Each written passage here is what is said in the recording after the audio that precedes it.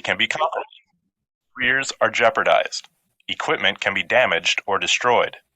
Production disrupted. Operating costs increased. The plant operator has hundreds of devices in his control, including the bottom line on the profit and loss report. Knowing everything is sometimes a guy thing, not having to ask for directions. Don't set yourself up such that you know everything. Drop the ego thing. There is no I in team. Collaborate. Make the phone call whenever there is any doubt. What you don't have in your head, you make up in your feet. Some electrical knowledge you will learn in this course that is important for you to remember in order to be a successful troubleshooter includes the 3 sets of 3. 1. Voltage or pressure, amps or flow, ohms or resistance. 2. Circuit components, power supply, wire, and load. And 3. Circuit types, series, parallel, and series parallel. When a load has all of its inputs but no output, the load should be considered bad, unless the load is seriously overloaded, such as a crowbar stuck in an auger driven by a 1/2 horsepower motor. High pressure seeks low pressure. High pressure drop equals high resistance. Low pressure drop equals low resistance. AC is alternating current, such as 120 volts AC, 240 volts AC, or 480 volts AC. DC is direct current, such as a battery or a DC power supply. Safety. Use arc flash PPE. Troubleshoot using one hand only to probe the circuit with voltmeter. Before working on circuits, 1. Verify proper grounding by checking for any AC and DC voltage from the enclosure to power using a voltmeter. And 2. Then check from locked out disconnect breaker to ground and phase to phase. A digital meter will read 1 on the left or OL in a overrange condition. Start at the highest range and work down. Place voltmeter probes in parallel to component in a powered circuit. Place ohm meter probes in parallel to isolated component in an unpowered circuit. An ammeter is very dangerous when used incorrectly. Troubleshooting. What happened when the failure occurred? Compare voltages and resistances with other like circuits.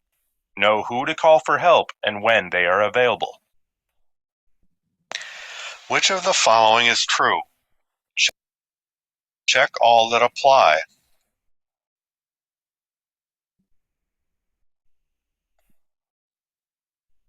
Oh, shit. What the hell?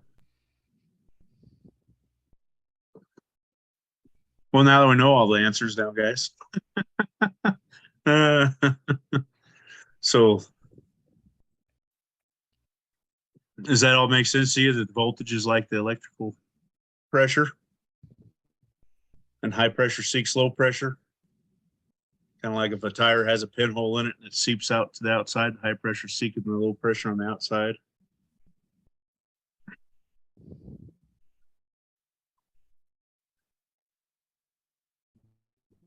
The correct answers are B, voltage is electrical pressure, and C, high pressure seeks low pressure.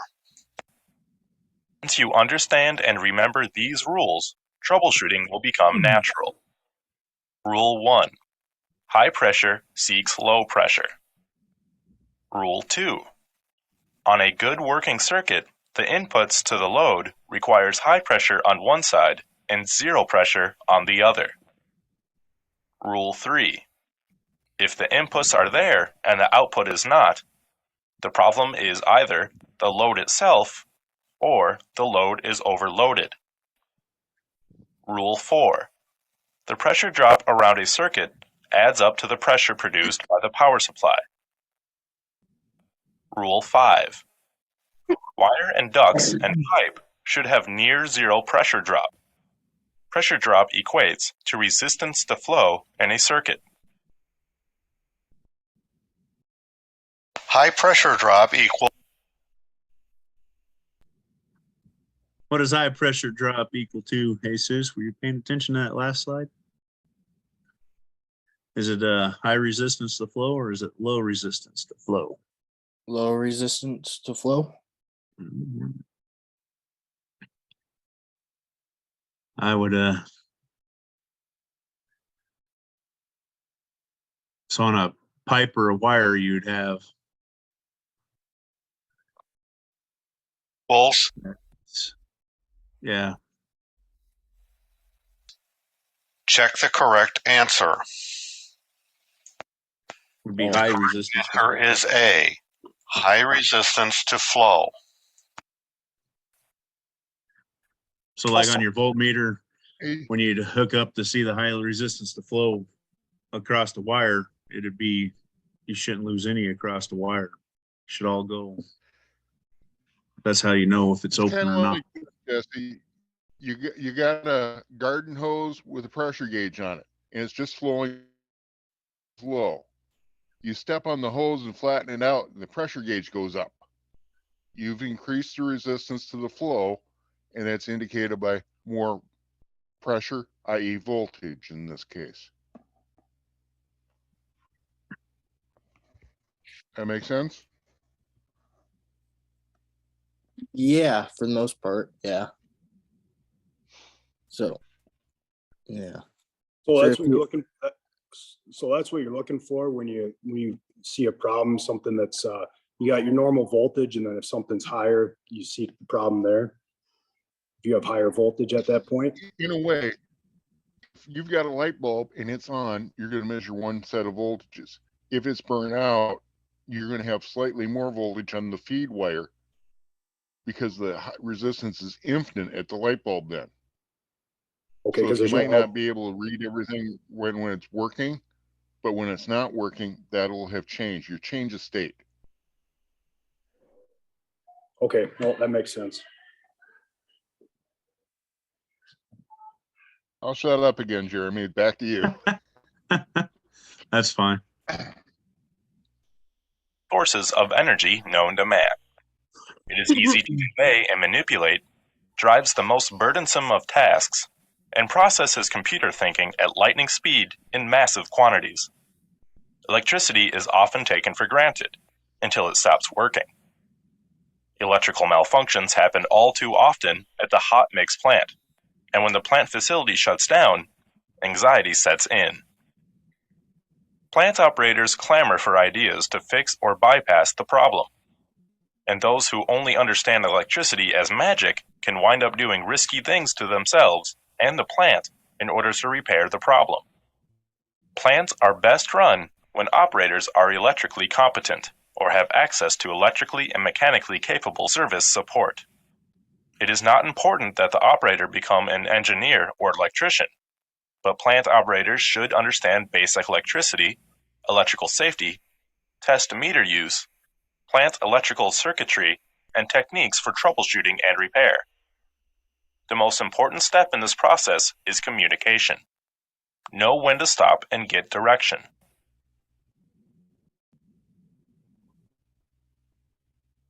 Is to troubleshoot and repair quickly and safely. Fundamental to troubleshooting electrical problems is understanding the three sets of three. Set 1.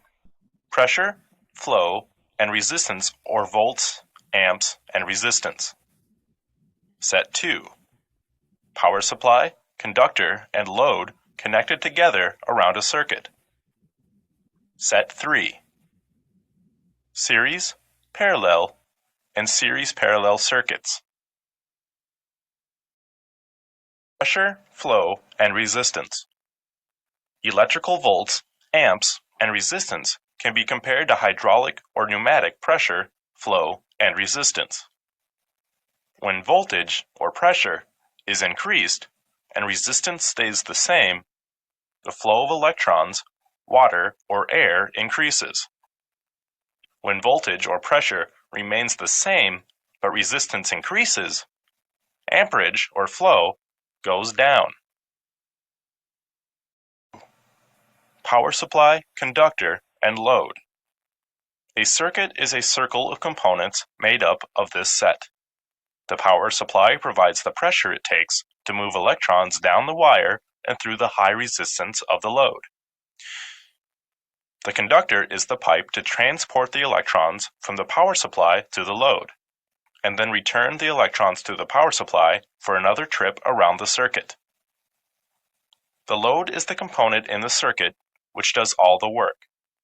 It can be a light bulb illuminating, or a solenoid coil switching a valve, or a starter coil energizing a motor.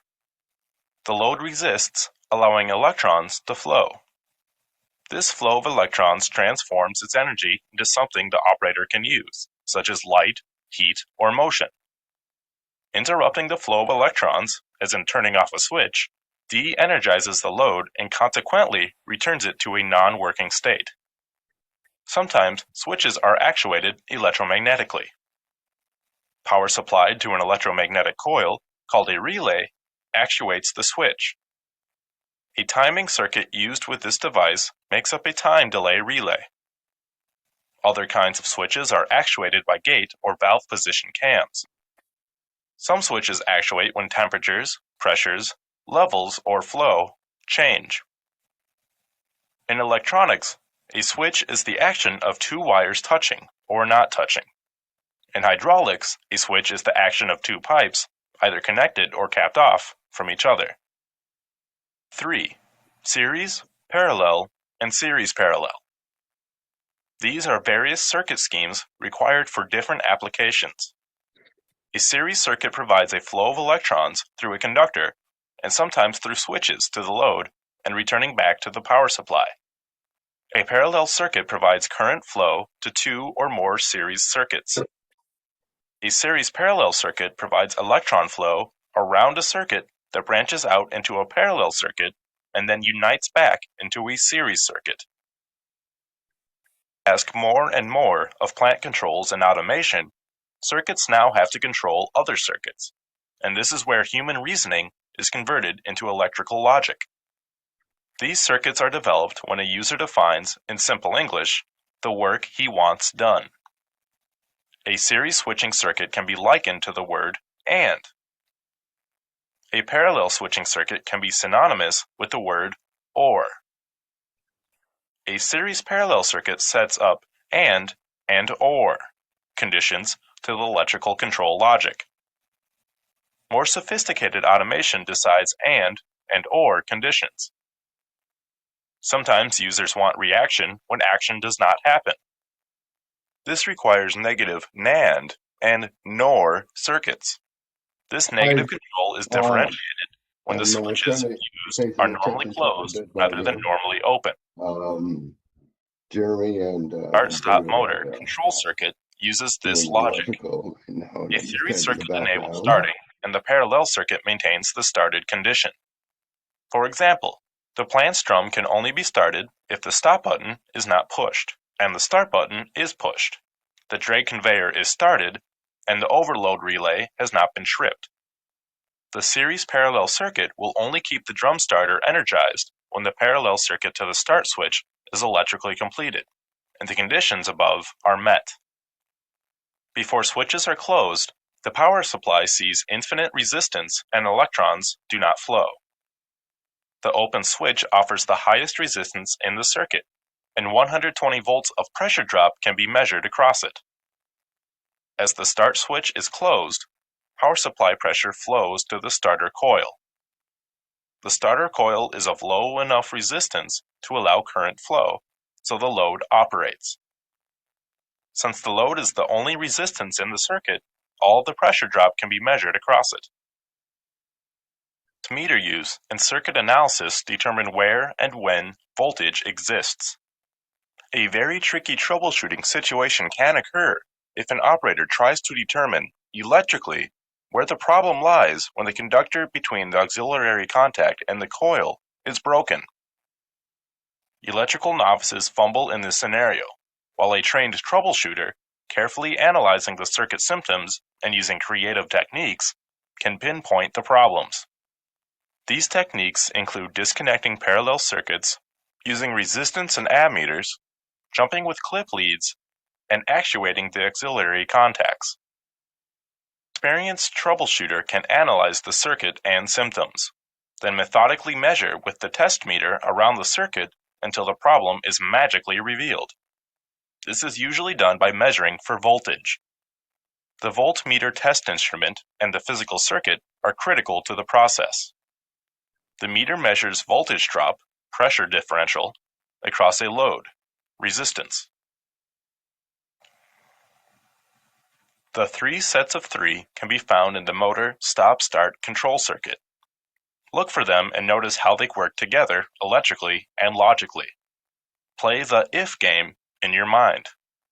What if a certain wire were broken, or a switch or load did not work, or the power were not available? The symptom examples: 1. Start switch depressed and released, motor does not run, but run light illuminates when button is depressed. 2. Start switch depressed and released, motor does not run, and run light remains extinguished. 3. Start switch depressed and released, the motor runs but stops when the start switch is released. Or 4. Start switch never depressed, motor runs and stops as long as the stop switch is depressed. By analyzing the symptoms, the operator knows where the object of his hunt is not. The operator would not search for the voltage at the stop button in symptom 1, but it would be a good check in symptom 2. Why? The voltage in symptom 2 never made it to the run light or the starter coil. Both loads should have been energized because they are in parallel with each other, but in series with everything else. The reason for the lack of voltage in symptom 2 must be searched for. Attached to the meter. One is always secured to the low voltage part of the circuit, 0 volts, neutral, L2. The other lead is moved around the circuit in search of high voltage, 120 volts, hot, L1. Sometimes the operator searches on the neutral side of the load for the hot. Under normal circumstances, a hot here indicates a bad conductor on the neutral side. The ground test lead connected to terminal 2 and the start button pushed, the operator should use the unsecured test lead to check for voltage at terminals 1, 3, 4, and 5. The high pressure of the 120 volts is seeking a low pressure, just like air inside a leaky tire escapes the atmosphere. The voltage is trying to push electrons through the least path of resistance. No flow is taking place, so infinite resistance in the circuit is dropping all the voltage across it. The voltage drop is not taking place between terminal 5 and neutral because 2 loads are not energizing. So the problem lies upstream. Hunting for the problem between terminals 1 and 5 allows for the division of the hunting area into 2 halves. If the operator hunts at terminal 3, the information gained here can be used to decide whether to go upstream further or to go downstream. The operator decides ahead of time what the voltage should be. If it is not what is expected, the operator is clear on what to do next. The voltmeter reads 120 volts as it should. The problem, then, is downstream of terminal 3, but upstream of terminal 5. A check at terminal 5 reveals 0 volts, which is not good. From here, the operator looks upstream and checks on both sides of the start switch. The upstream terminal shows 120 volts, while the downstream terminal reads 0. This switch, when depressed, should act like 2 wires touching. It should have 0 resistance and drop 0 volts. It should have the same 120 volts on each terminal, but instead, it is dropping 120 volts across, which is not good. A methodical scientific troubleshooting approach has discovered a faulty start switch. Take time to focus on the problem at hand. Relax and think clearly and thoroughly through the problem to the solution. Remember to ask and look for help when unsure, especially if added downtime and catastrophes may be caused by experimentation. When you get to where you don't know what you are doing, call people who do. If you can't get them right away, call others or wait. Don't fret. Management is not asking you to be foolish. Management does not really want you to take chances on serious damage, and you must remind them of that. You are the one on the front line, and you have first-hand knowledge of the gravity of the situation. Use convincing arguments to manipulate the situation in the right direction. With this in perspective, we go through Plan A while keeping Plan B on the back burner. You must understand when you are in over your head and call in a qualified electrician, printer technician, dryer trunnion technician, manufacturer service rep, etc.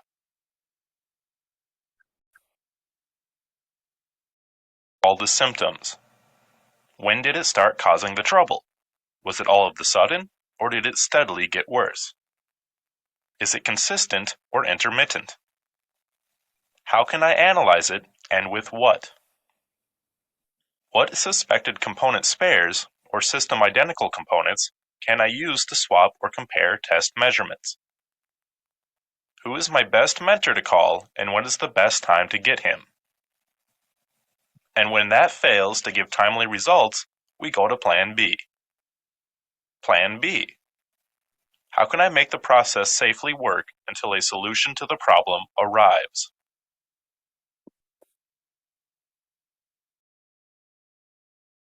Analyze the problem. Decide which factor, normally voltage, you want to measure and where to measure. Check test instrument and set the proper range scale. Clip ground probe securely to the low voltage part of the circuit, 0 volts, neutral, L2. Know what you expect to measure going up or down the circuit using the remaining probe. Continue until you isolate the bad component or connection. Components in a live circuit. If the output is not there, check for proper inputs. If the inputs are okay, and the component is not overloaded, then the component is bad. If the bulb is not lit, then check to see if you have 120 volts on one side and 0 volts on the other side. If you do, then check to see if the bulb is burned out or if there is some visual obstruction, like black tape placed over the lens. There are two components in series at the bottom. One is the input, DC motor control, and the other is the output, DC motor. The output of the DC motor is a rotating shaft. If it is not rotating, check for voltage. It must have an electrical field voltage. If the speed is at 0 RPM, then you will have 0 volts. At full speed, there will be 180 volts. If the speed pot is set to 50%, then the armature voltage should be 90 volts. If not, then make sure the 220 volts AC is present at the input terminals. Rule 2. On a good working circuit, the inputs to the load require high pressure on one side and 0 pressure on the other. Rule 3. If the inputs are there and the output is not, the problem is either the component itself or the component is overloaded. Which of the following is true? Check all that apply.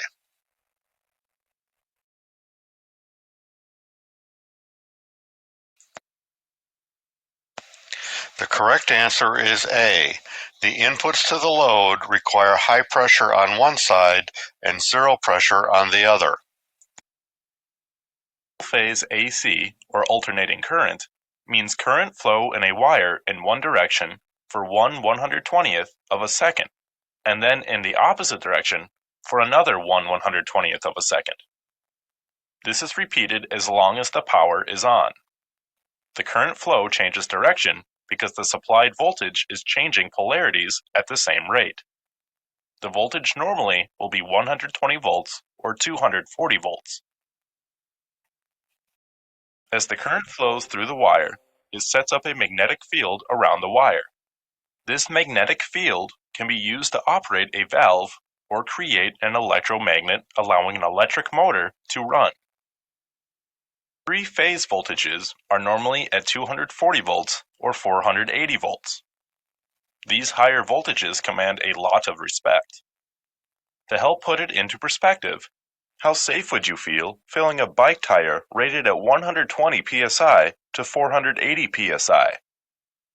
That difference in pressure can release a lot of energy, and we're sure you would not want to be around it.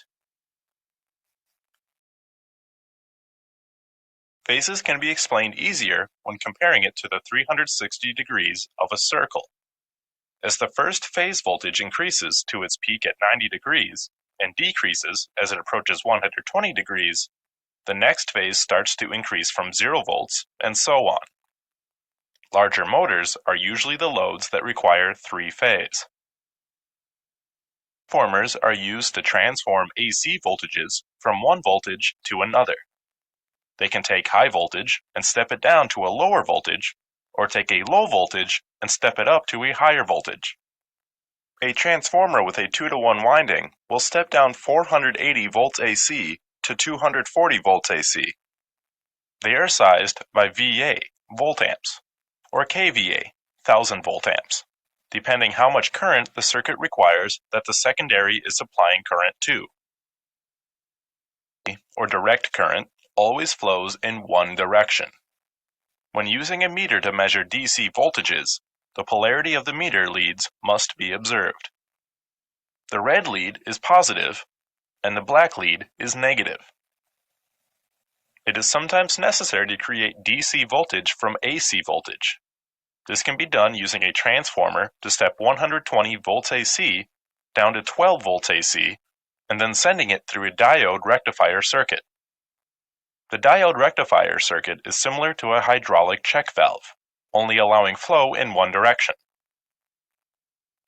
The half-wave rectification circuit on top uses only one diode compared to the 4 diodes in the full-wave rectification circuit in the middle. Notice the full-wave rectifier provides twice the power of the half-wave rectifier. Think plug in the wall, your phone charger. Bottom circuit includes a diode that acts as a diode when the gate is being triggered, otherwise it acts like an open switch. DC motor controls and variable frequency drives use these to vary the voltage and frequency. Resistors are electrical circuit components that resist the flow of current. The amount of resistance is measured in ohms. The smaller the resistor value is in ohms, the more current will flow through it for a given voltage, or pressure, across it. As a frame of reference, a wire has 0 ohms of resistance, while a light bulb may have 75 ohms. The loads in a circuit have some resistance to them, while the wires connecting to them have 0 ohms. Sometimes resistance needs to be added to a circuit for reasons unrelated to energizing a load. Resistors are components normally used in complex circuits for purposes such as sending a signal from one circuit to another. The understanding of these complex circuits and their electronic subassemblies is beyond the scope of this curriculum. It is important to understand resistors, particularly those which are adjustable, potentiometers, because by themselves they are subassemblies that communicate to other subassemblies. Consequently, it is important to know if the variable resistance potentiometers are working correctly or not. Potentiometers, or pots, normally have a knob attached to them with a 0 to 100% dial plate mounted to the panel and can be used to adjust the speed of a particular motor. Pots are also used to adjust the volume of radios, the dimming of lights, the voltage signal to speed controls, etc. The simple resistors shown have a lead extending from each end and can have a resistance value as low as a fraction of an ohm to as high of millions of ohms. Resistors come in many different physical shapes and sizes. Resistance is measured from one lead to the other in ohms or kilo ohms, 1000 ohms, or mega ohms, million ohms. Resistance is measured with an ohm meter. A variable resistor has an adjustable tap that wipes along the surface of the resistor. The resistance can be measured from the wiper tap to each end lead. The resistance will vary depending on the position of the wiper. The pot usually has its resistance value stamped on the pot itself. 10,000 ohm pots are common, and the resistance between the two end leads would be 10,000 ohm. If the pot shaft or wiper is set in the middle of the wiper travel range, the resistance from either end lead to the wiper tap would be 5,000 ohm. If the knob was set to 25%, the resistance would be 2,500 ohms from the wiper tap to one end lead and 7,500 ohms to the other end lead. The pot shown is wired up to be used as a voltage divider. The arrow on the wiper indicates the direction the wiper travels when the shaft is rotated clockwise. If a 10-volt power supply was wired to the two end leads, the wiper voltage of 2.5 volts could signal a variable speed drive to control a motor to 25% output speed. Rotating the shaft would vary the voltage and consequently the motor speed. The two high wattage trimming resistors shown have the wiper tap lead tied to one end lead. Therefore, they are trimming resistors. A trimming resistor is set to a particular value when the circuit is set up the first time and is not user adjusted. The voltage divider potentiometer shown is a single turn pot that rotates 340 degrees. The miniature pots shown are available in single turn as well as 10 and 20 turn configurations. In electrical circuits, a switch is the action of two wires touching or not touching. In hydraulics, a switch is the action of two pipes either connected or capped off from each other. Some electrical switches are spring-loaded and momentarily actuate the contacts. Other switches are maintained and their corresponding contacts change state when the switch is repositioned. Sometimes switches are actuated electromagnetically. Power supplied to an electromagnetic coil, called a relay, actuates the switch. A timing circuit used with this device makes up a time delay relay. Other kinds of switches are actuated by gate or valve position cams. Some switches actuate when process variables such as temperatures, pressures, levels, or flow rates change. A pressure switch has an adjustable set point and two sets of contacts. The contacts change state when the pressure changes to be above or below the set point. The contacts on the switch operators, relays, timers, pressure and temperature switches, etc. are either normally open, NO, or normally closed, NC. The contacts change state when the relay and timer coils are energized, the switch knobs are repositioned, or the process variable changes to be above or below the set point.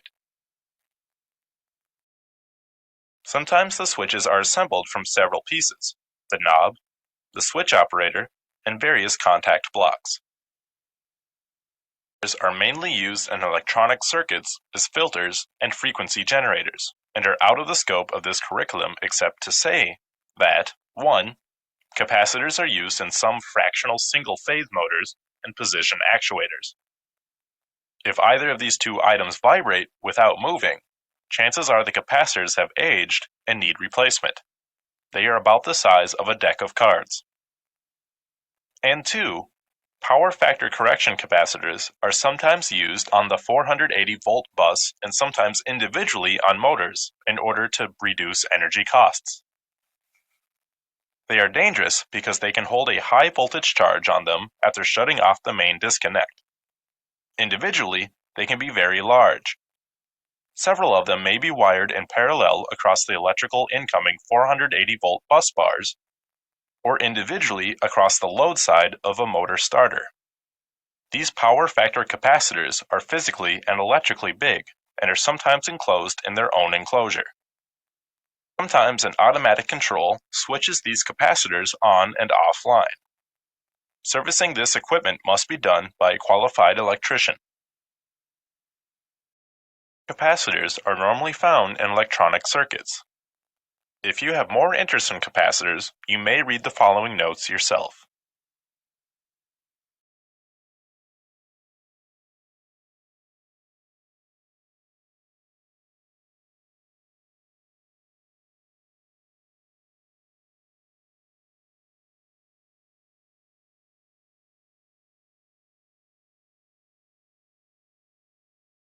Do you guys have a plant that has capacitors on the three-phase inbound power?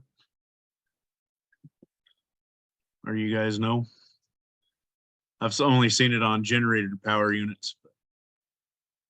The company I used to work for had a couple of plants that had them on there to save money for not sending back power through the. So anytime you disconnected everything, you had to What check you and wait learned for in this it to course. depower. Hi, Jeremy. This is Clarence. Just kind of piping in here a little bit. What plants did you guys have capacitors on? The ones with generators or just power lines? Just the two that had line power. They don't have them now. They got rid of them now. But they were They got on rid of what? They got rid of what? the capacitors that were Well, in there because they had several of them blow up. Did they ever take a look at what happened to their electrical bill after they did that? They saved money when they originally put them in because both those plants were on the demand, where they charged them for the demand peak. It was probably a power factor fee, is what they have. It's a power factor fee, is what that's called. Yeah. So yeah, I know when customers have them on there and then you take them off. I know I took that off for a particular plant one time, and they saw their electrical bill shoot up and they wanted to charge me for it. I go, no. You guys were late about putting them in. It's all up to you. So I'm not so sure what a smart idea Elam did if they just took them off their grid, because I don't think they were doing themselves any favor. As far as this other capacitor stuff, you can step past that stuff. But it's always good to mention that we are about the power factor. So did any other people theirs say they've, do they all have stationary plants, Jeremy? What was that? The three new participants. Welcome, Important for guys. you to remember in order to be a successful troubleshooter include. So my question to you is, you're talking about power factor correction capacitors. You asked any of them if they had any at their plant. Are all these stationary plants with these guys, or other? Because the portables won't have anything on there, but the stationaries might, and they're used for saving a lot on the electrical bill, and they do store 480 volts, like Jeremy was saying, and you gotta let them bleed down like you let VFDs bleed down. So anyhow, I just wanted to kind of type in there and say hi.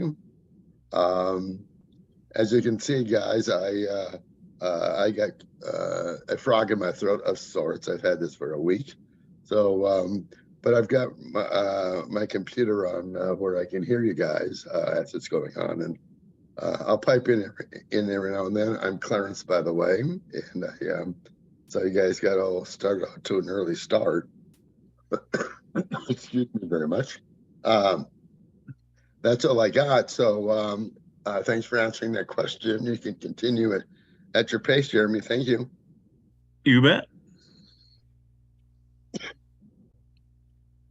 Includes the three sets of three. 1. Voltage or pressure, amps or flow, ohms or resistance. 2. Circuit components, power supply, wire, and load. And 3. Circuit types, series, parallel, and series parallel. When a load has all of its inputs but no output, the load should be considered bad, unless the load is seriously overloaded, such as a crowbar stuck in an auger driven by a 1/2 horsepower motor. High pressure seeks low pressure. High pressure drop equals high resistance. Low pressure drop equals low resistance. AC is alternating current, such as 120 volts AC, 240 volts AC, or 480 volts AC. DC is direct current, such as a battery or a DC power supply. Safety. Use arc flash PPE. Troubleshoot using one hand only to probe the circuit with voltmeter. Before working on circuits, 1. Verify proper grounding by checking for any AC and DC voltage from the enclosure to power using a voltmeter. And 2.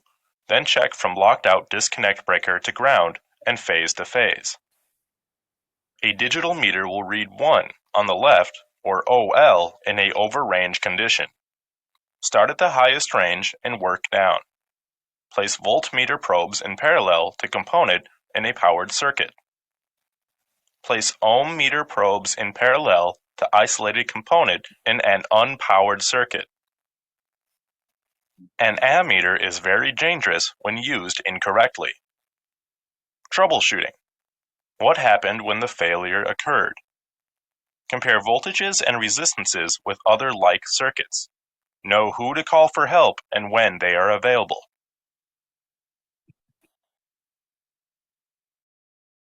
Knowledge you will learn. That's an important thing right there, knowing who to call when you're out of ideas. And a lot of times just calling somebody and asking them some ideas turns the light bulb on. I've had that happen myself several times. I'll call somebody, hey, this isn't making sense, and then just start talking to them about what it's doing, and all of a sudden I'm like, oh yeah, makes sense now.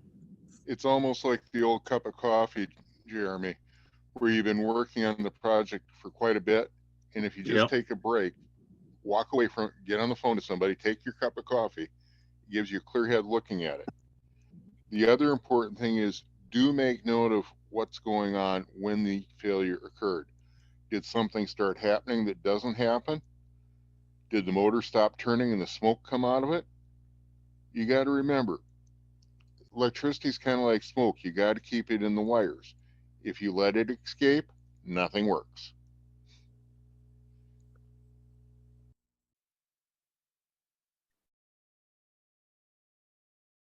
Let's see here. In this course that is important for you to remember in order to be a successful troubleshooter includes the 2 circuit components: power supply, wire, load. 3 circuit types: series, parallel, series parallel. When a load has all of its inputs but no output, the load should be considered bad, unless the load is seriously overloaded, such as a crowbar stuck in an auger driven by a half horsepower motor. High pressure seeks low pressure. High pressure drop equals high resistance. Low pressure drop equals low resistance. AC is alternating current, such as 120 volts AC, 240 volts AC, or 480 volts AC. DC is direct current, such as a battery or a DC power supply. Safety. Use arc flash PPE. Troubleshoot using one hand only to probe the circuit with voltmeter. Before working on circuits, 1. Verify proper grounding by checking for any AC and DC voltage from the enclosure to power using a voltmeter. And 2. Then check from locked out disconnect breaker to ground and phase to phase. A digital meter will read 1 on the left, or OL, in an overrange condition. Start at the highest range and work down. Place voltmeter probes in parallel to component in a powered circuit. Place ohm meter probes in parallel to isolated component in an unpowered circuit. An ammeter is very dangerous when used incorrectly. Troubleshooting. What happened when the failure occurred? Compare voltages and resistances with other like circuits.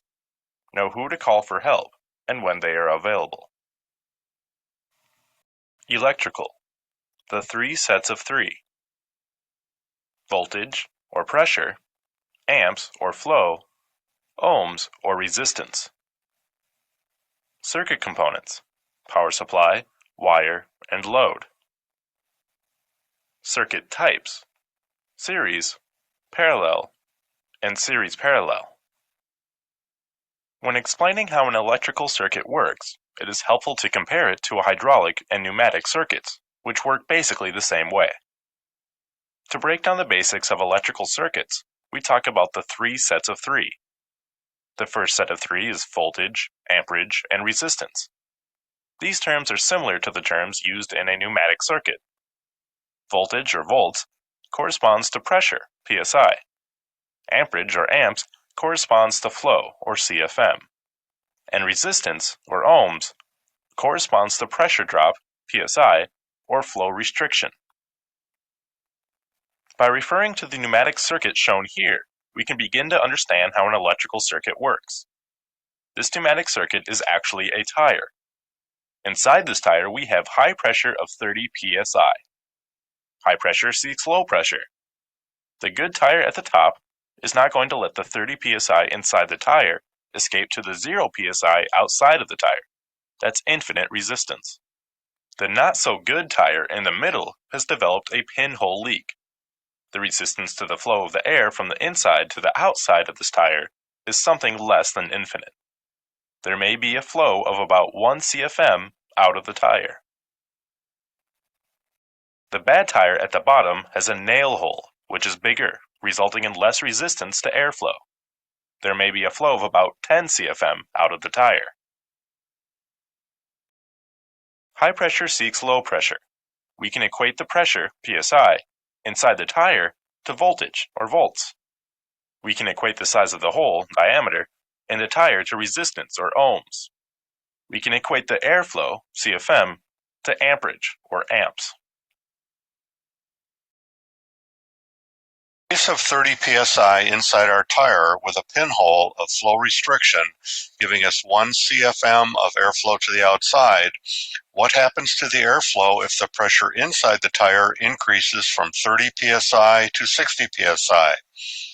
The pressure has doubled and the flow restriction has stayed the same.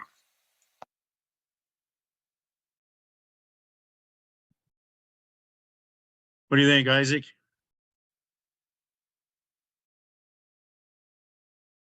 You're still muted. I'd say the pressure is going to increase if it went from 30 psi up to 60 psi on the tire.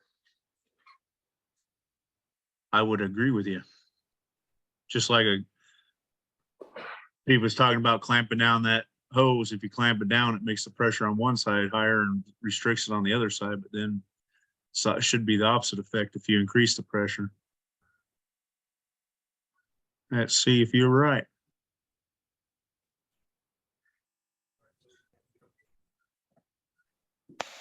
The correct answer is A.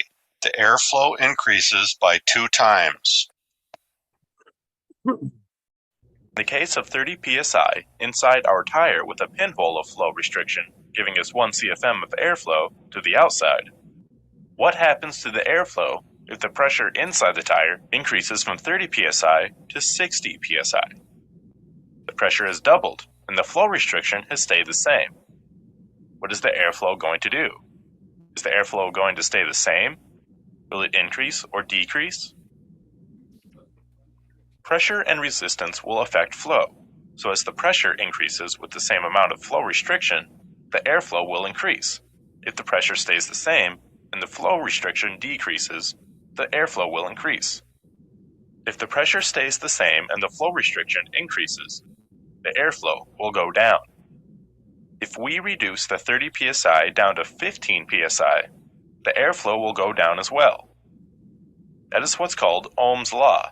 High pressure seeks low pressure. Keep that in mind as we're pushing electrons, air, and hydraulic fluid around our circuits. Second set of 3, circuit components. What makes up a circuit? A power supply and some type of power transmission device to get the energy flow to and from the load, so work will be done. Power supplies may be air compressors, hydraulic pumps, batteries, generators, etc. Power transmission devices may be piping, ducting, and wires or other types of conductors.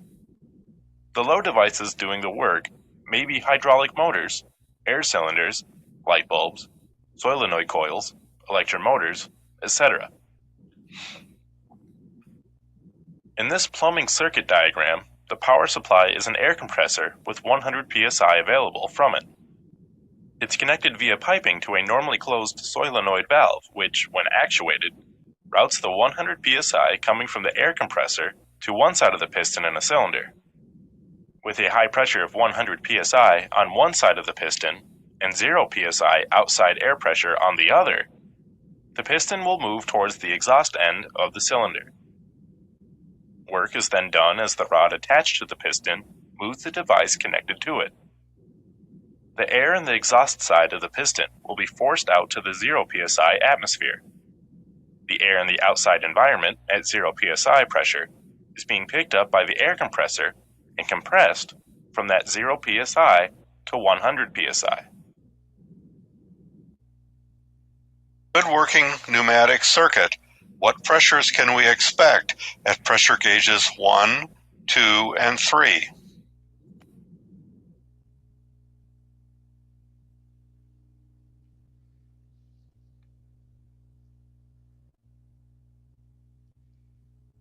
You're muted, Jeremy.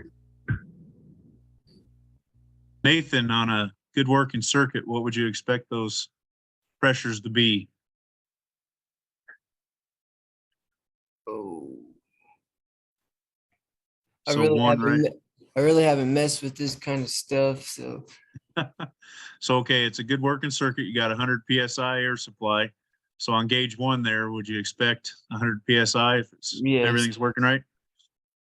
And then if it's a good working circuit and the solenoid valve's open, would you expect 100 psi on 2? yes. And then after it goes through that cylinder and it's coming out the exhaust to that air pressure gauge 3, that'd be like, we just put that in there. Most of them don't have anything there because that's just reading outside air, So it'd be like one on your shelf.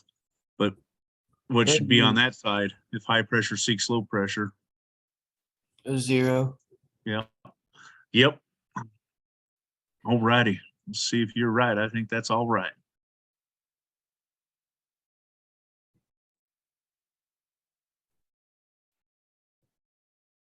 There we go. The correct answer is B. Pressure gauge 1 is 100 psi, gauge 2 is 100 psi, and gauge 3 is 0 psi. Rule 1. High pressure seeks low pressure. Rule 2. The load requires high pressure on one side and 0 pressure on the other. In order to troubleshoot and fix equipment, it is important to understand the equipment and how good a circuit works with that equipment. In this pneumatic circuit, the 100 psi power supply develops 100 psi of work, so gauge 1 should read 100 psi. Since this is a good working circuit, the normally closed solenoid valve must be open. Therefore, gauge 2 reads 100 psi. When the piston in the cylinder is drawn all the way in, the pressure in the pipe at gauge 2 shall push the piston down the cylinder. The air in the other side, exhaust side, of the piston is discharged to the 0 psi pressure of outside atmosphere.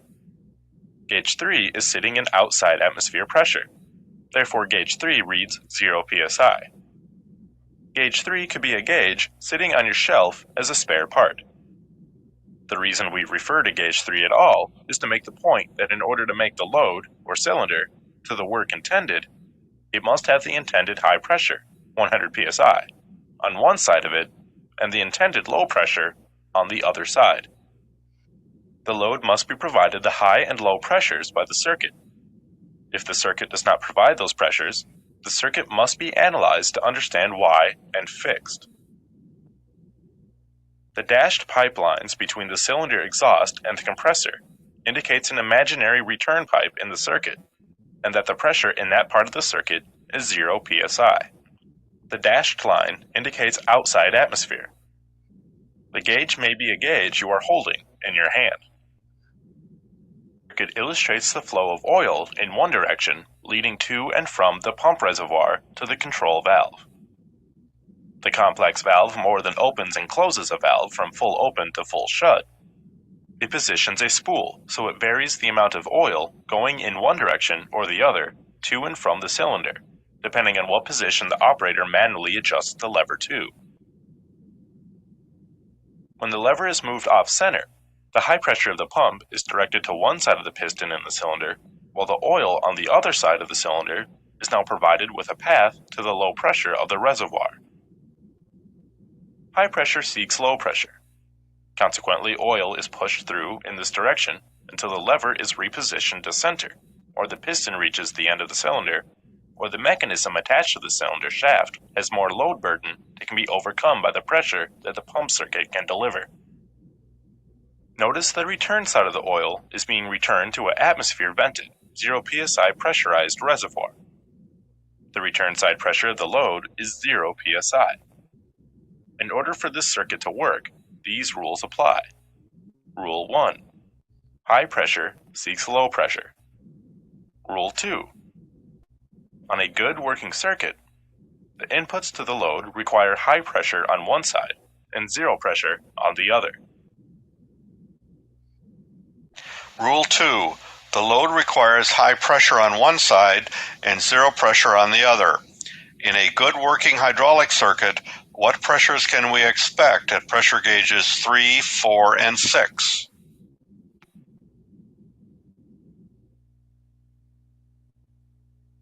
What do you think, Jesus?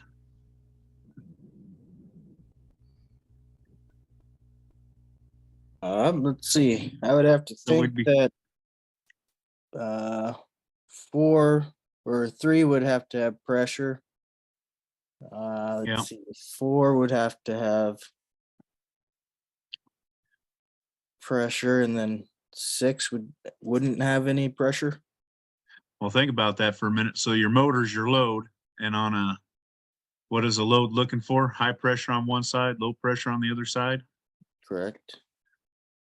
So if you're on a good working circuit, you should have high pressure on one side, low pressure on the other side. So 4 would be 0 and 6 would be 0 after the auger, huh? Yeah. Okay. So see, yeah. Yep, I think that's right. All right. Thank you, sir. Bet. The correct answer is C. Remember Rule 2. The load requires high pressure on one side and 0 pressure on the other. The auger motor inputs have 100 psi at pressure gauge 3 and gauge 4 has 0 psi. Do not expect the motor to work if these inputs are not there. There must be 100 psi on one side and 0 pressure on the other for the auger motor to turn at full speed. These are the proper inputs. If the output is not there, check the inputs. If it doesn't have 100 psi on one side and 0 psi on the other, don't expect the motor to work. Slide. The gauge on the return side of the load was actually sitting out in mid-air and read 0 psi, the same pressure of the air being taken into the compressor and exhausting out through the cylinder. Notice in this hydraulic circuit, the pressure reads 0 psi on the return side of the load. This is most important to remember in electrical and hydraulic and pneumatic circuits. The return side of the load always reads 0 in a good working circuit. In a good working circuit, gauge 1 reads 100 psi. Gauge 2 reads 100 psi.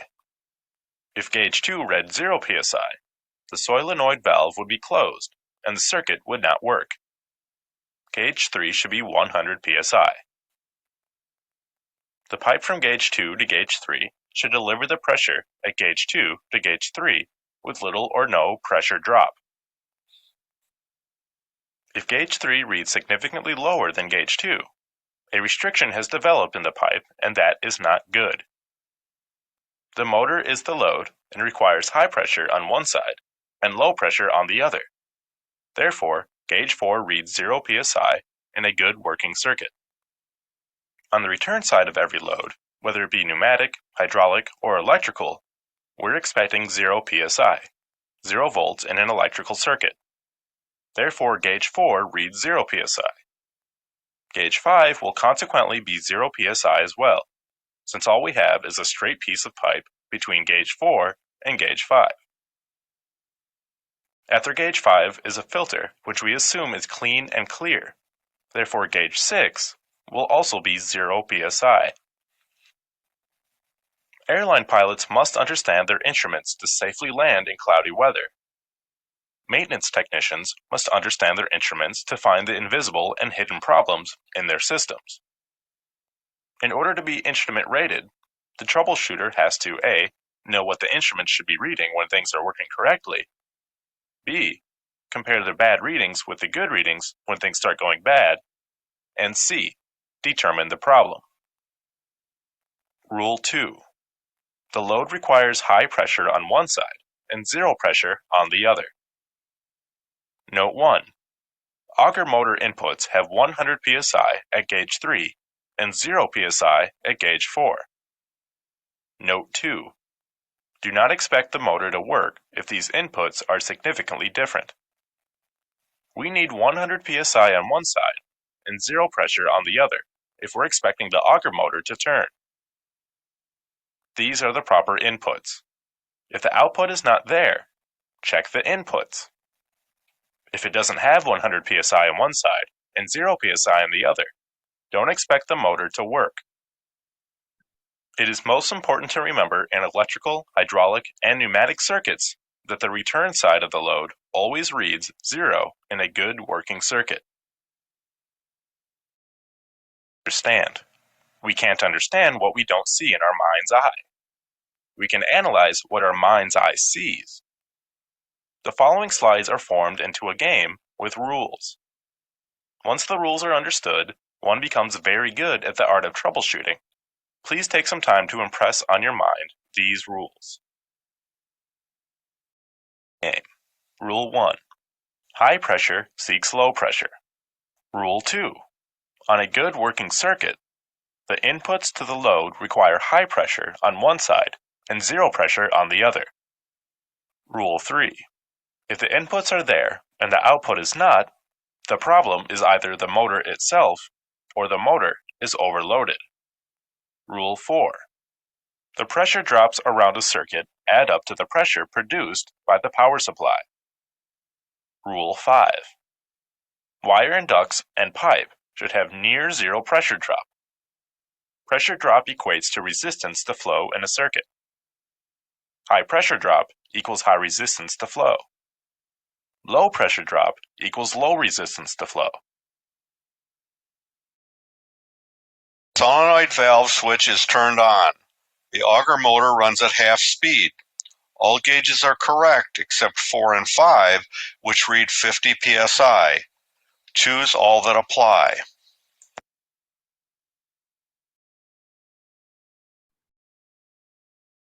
All right, Nathan, what do you think?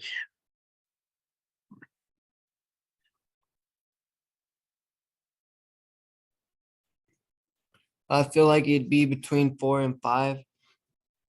Restriction between 4 and 5?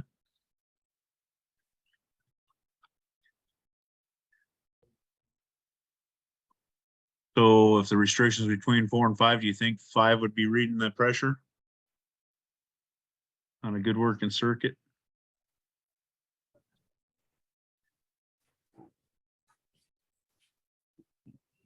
Because everything is going through, you got your 100 to the motor, then only 50 after. The correct answer is C.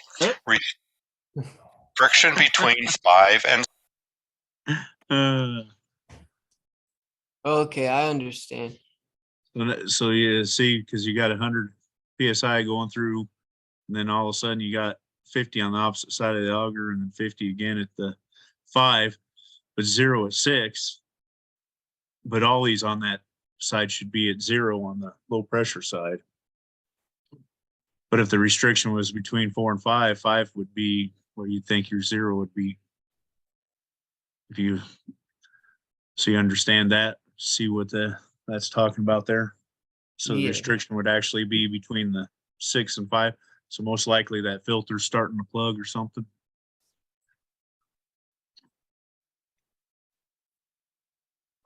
All righty. Does that make a little more sense to you thinking about it now? Yes, it does. Okay. 6. I sees the problem in the circuit when it understands the symptoms and instruments. The filter has plugged up, and now the auger is running at half speed. Rule 2 states that on a good working circuit, the input to the load requires high pressure on one side and zero pressure on the other. Therefore, the motor was not to be suspected, since it had high pressure on both of its inputs.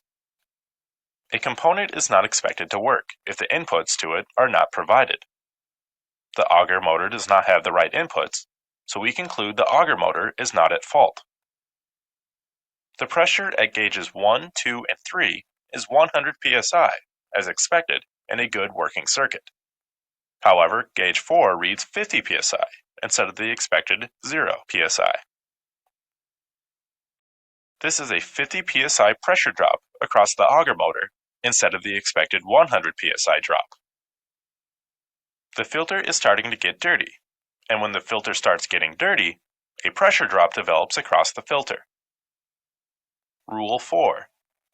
The pressure drops around a circuit add up to the pressure produced by the power supply.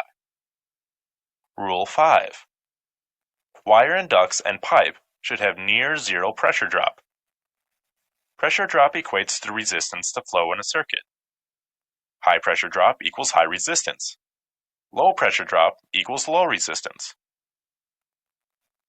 In a good working circuit, most all the pressure is dropped across the motor. Now 50 psi is dropped across the filter, and consequently, only 50 psi is left to drop across the auger motor, allowing only half the amount of hydraulic fluid to flow through. The auger motor will not run full speed because it does not have its proper inputs. The solenoid valve switch is turned on. The auger motor does not turn. Gauge 1 reads 100 psi and the rest read 0 psi. Choose all that apply. What do you think, Isaac? So you got your solenoid valve is switched on. The auger You got- motor does not turn. Then you got 100 psi. Let's see. So you got 100 psi to 3. Gauge 1 reads 1 psi, and then rest reads 0. So I'd say your solenoid valve. If everything's reading behind your solenoid valve 0, when you're supposed to have 2, supposed to be 100, and 3 supposed to be 100. Yep. So there's a restriction between 1 and 2, and coil on your closed solenoid valve might have something to do with it too. Yep, I think you're right. Let's see.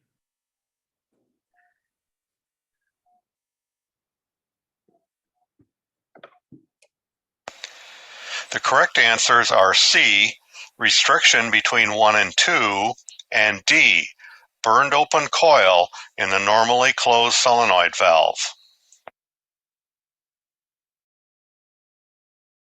0 psi at gauge 2.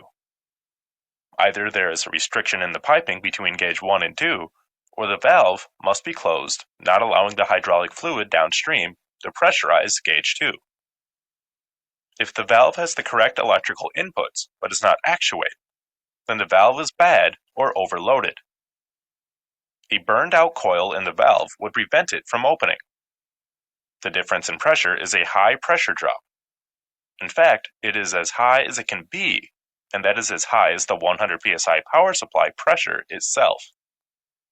When all the pressure is dropped across a conductor, like this valve or pipe, there's infinite resistance to the fluid flow.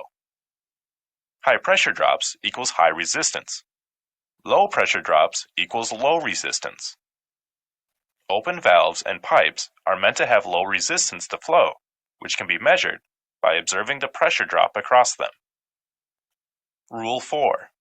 The pressure drops around a circuit add up to the pressure produced by the power supply. Rule 5. High pressure drop equals high resistance. Low pressure drops equals low resistance. Wire and ducts and pipe should have near zero pressure drop. Pressure drop equates to resistance to flow in a circuit. The solenoid valve switch is turned on. The auger motor does not turn. Gauges 1 and 2 read 100 psi and the rest read 0 psi. Choose all that apply.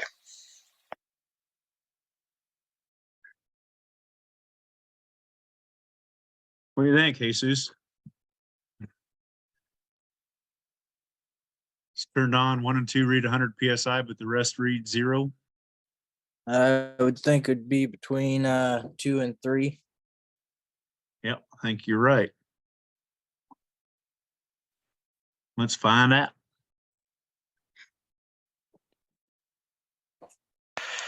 The correct answer is B, restriction between 2 and 3. Turns the switch to operate the valve, and the auger doesn't turn. Gauge 1 and 2 both read the required 100 psi. The pressure is felt through the solenoid valve at gauge 2, but not at gauge 3. Gauge 3 reads 0, and when compared to gauge 2, the pressure drop is a whopping 100 psi, indicating more than a slight restriction, but a complete plug-up, allowing absolutely no fluid to pass through. This high pressure drop acts like infinite resistance to flow. Infinite resistance to flow is indicated when all the pressure provided by the power supply is dropped across a pipe or wire or duct. This type of extreme plug-up is like closing the solenoid valve in this circuit. The solenoid valve switch is turned on. The auger motor does not turn. Gauges 1, 2, and 3 read the required 100 psi, and the rest read the required 0 psi. Choose all that apply.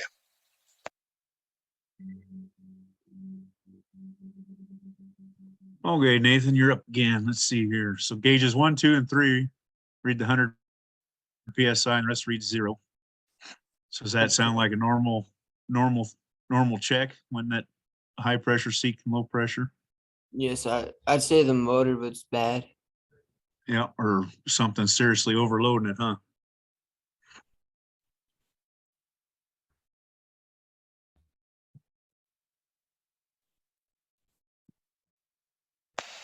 The correct answer is A.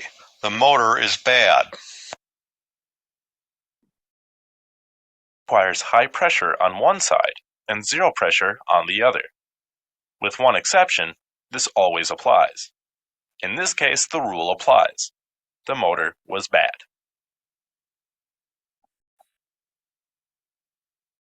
Solenoid valve switch is turned on. The auger motor does not turn.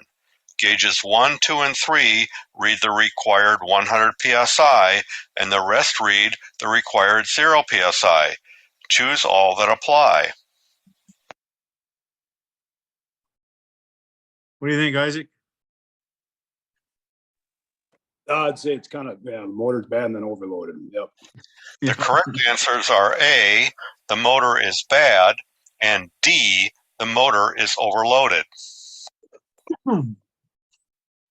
Load requires high pressure on one side and 0 pressure on the other. Rule 3. If the inputs are there, high pressure on one side and low pressure on the other, and the output is not, the problem is either the load component itself or the load component is seriously overloaded. In this case, the exception applies. The motor was good, but was seriously overloaded. Someone dropped a crowbar into the auger. A 5 horsepower motor cannot do the work of a 100 horsepower motor. The solenoid valve switch is turned on. The auger motor does not turn. Gauges 1, 2, 3, 4, and 5 read 100 psi. Gauge 6 reads 0 psi. Choose all that apply.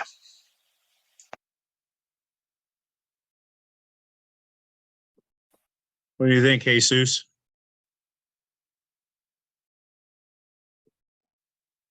I have to go with B and C. Restriction between 5 and 6, or the filter's plugged tight? I'd have to agree with you. The correct answers are B, restriction between 5 and 6, and C, filter is plugged up tight. And the auger doesn't turn. Gauges 1, 2, 3, 4, and 5 read 100 psi. Gauge 6 reads 0 psi. The pressure is felt through the solenoid valve at gauges 2 and 3. Gauge 4 should be at 0 psi, but it is at 100 psi. The full pressure is being felt on the return side of the load all the way around to the filter.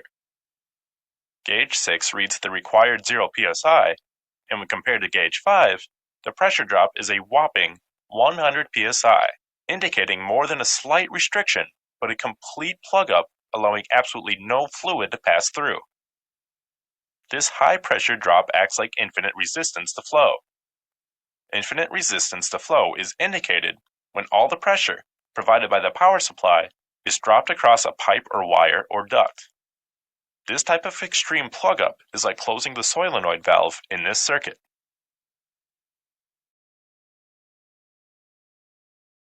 Switch is turned on. The auger motor turns at half speed. Gauges 1, 2, and 3 read 100 psi. Gauges 4, 5, and 6 read 0 psi. Choose all that apply. What do you think on this one, Nathan? So gauges 1, 2, and 3 read to 100 psi, and gauges 4, 5, and 6 are at 0.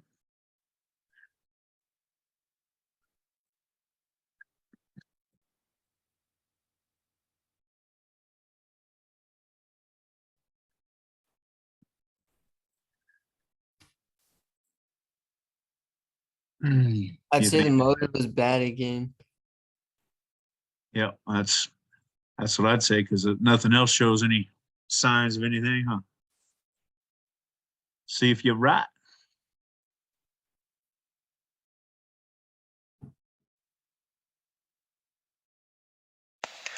The correct answer is A. The motor is bad. If the inputs are there, high pressure on one side and low pressure on the other, and the output is not, the problem is either the load component itself or the load component is seriously overloaded. The auger motor has the proper input and there is not a crowbar in the auger. Therefore, the motor must be replaced. Electrical circuit analysis. The 3 sets of 3. Voltage, pressure, amps, flow, ohms, resistance. Circuit components. Power supply, wire, load.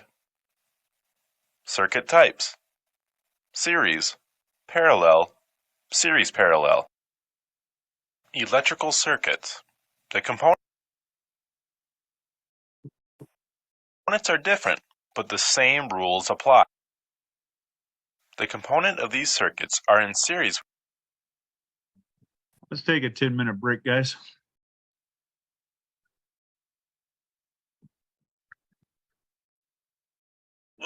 All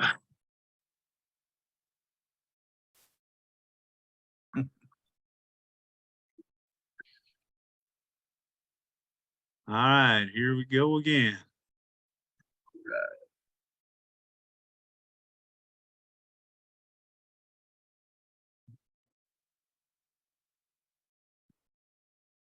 With each other in their respective circuits. The performance of any component will affect the entire circuit. The electrical series circuit looks much like the hydraulic series circuits in the previous slides. In a good working hydraulic circuit, the pressures were all 100 psi feeding the motor. The electrical voltage or pressure will be 120 volts feeding the solenoid coil. On the return side of the solenoid coil load, the voltage shall be 0 volts in a good working circuit. Electrical pressure meters, or voltmeters, use 2 electrical probes to read voltages. The voltmeter reads voltage differences, or in other words, electrical pressure drop. A pressure gauge actually has 2 probes as well and measures pressure drop. The pressure in the pipe is being compared to the pressure outside the pipe. The voltmeter compares voltage drops in one part of the circuit with another part of the circuit. Our testing procedure shall standardize on comparing voltages in various parts of the circuit to the return side of the power supply. The return side is commonly known as ground in an AC circuit or common in a DC circuit. Good working circuit, what are the correct voltages? Choose all that apply.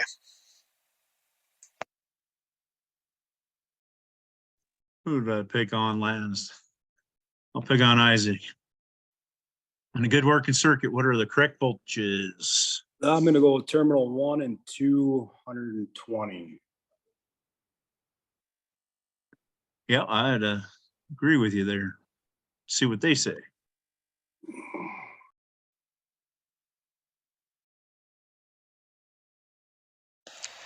The correct answers are A, terminal 1 is 120 volts AC, and B, terminal 2 is 120 volts AC. The operator turns on the switch. The solenoid does not energize. Meter 1 reads 120 volts AC.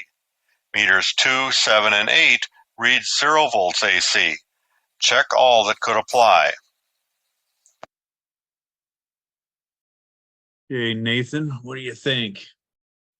So operator turns on the switch, the solenoid does not energize, and the meter 1 reads 120 volts, but 2, 7, and 8 are all at 0.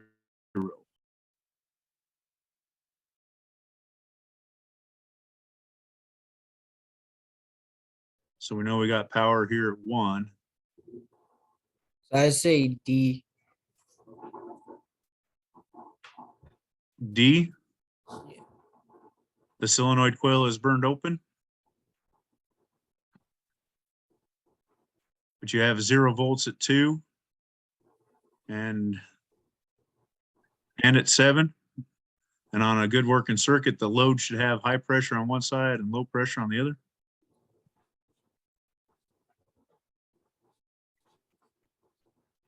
So what's in between 2 and 1? That's where it last seen 120 volts. That's where we should be looking at is you had 0 at 2. So B. So this switch B, wire from switch 1, terminal 2 is broken. Yeah, that could be a possibility. And the switches, if you switched the switch and it didn't turn on, the switch could be bad as well because it wouldn't be letting power through. Because a switch works like taking 2 wires and just touching them together is all it's acting like it's breaking a wire. So I think those are them then. But yeah, 2 or D wouldn't have been a good one because the solenoid coil didn't have its inputs to have its outputs. Right. And that's what we're looking for is inputs if it don't have its outputs. Let's see what they say.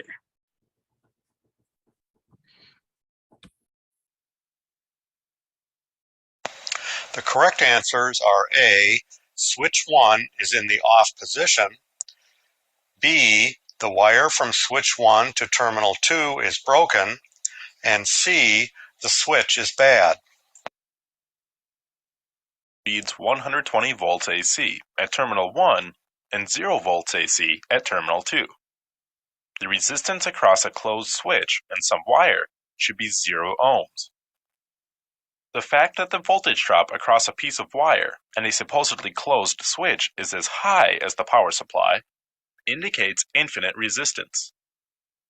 Somewhere between these 2 points is either a broken or disconnected wire or a bad switch. Probing on both sides of the switch will determine whether a wire or the switch is bad. Rule 5. Wire and ducts and pipe should have near 0 pressure drop. Pressure drop equates the resistance to flow in a circuit. High pressure drop equals high resistance to flow. Low pressure drop equals low resistance to flow. The operator turns on the switch. The solenoid does not energize. Observe these meter readings and choose all that apply. All right, Jesus. Operator turns on the switch. The solenoid does not energize. Oh, and then that ding pauses right in there. Choose all the sub. Can I go back a little bit? I think the solenoid's bad because 1 and 2 still has 120. The correct answer is C. The operator turns. So what was that now? Oh, The switch is bad, or or no, or did I I- change the question?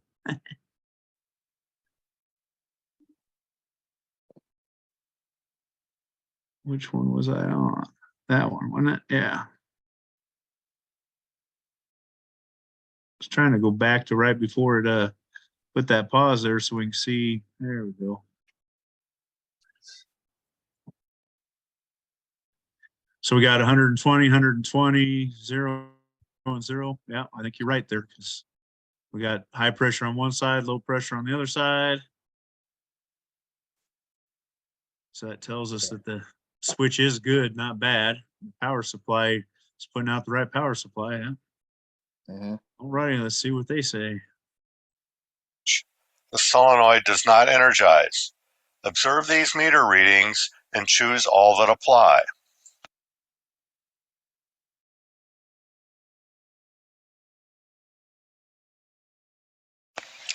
The correct answer is C. The solenoid is bad. On a good working circuit, the inputs to the load requires high pressure on one side and zero pressure on the other.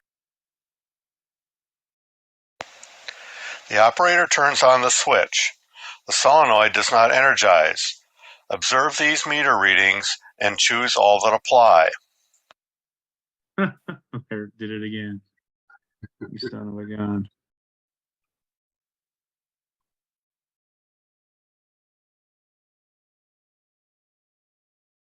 Uh,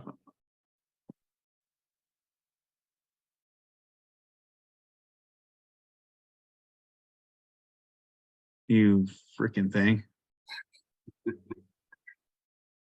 Okay. Boom, just click right there. You're at like 438 or something. Yeah. There you go. Just click right there. It should take you there. Okay. Let's see. What do you think, Isaac? So switch is on. It doesn't energize. What do we got on these meter readings? I'm gonna go with solenoid's bad. Yep. Or Yeah, there's that other one there. Solenoid's Overloaded. Yep. All righty. Let's see what they say. Solenoid does not energize. Observe these meter readings and choose all that apply.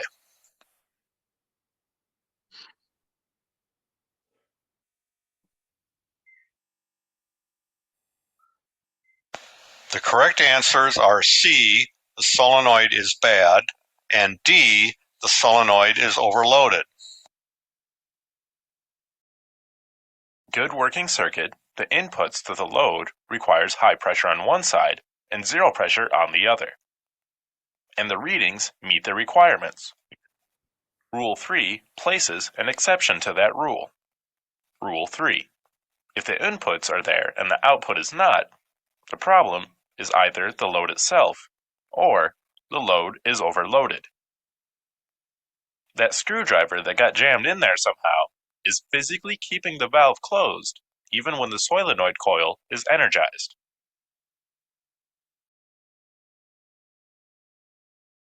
The operator turns on the switch.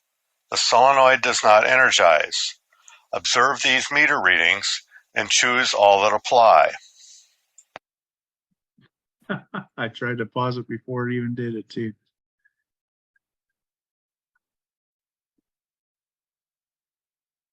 Oh, you son of a gun.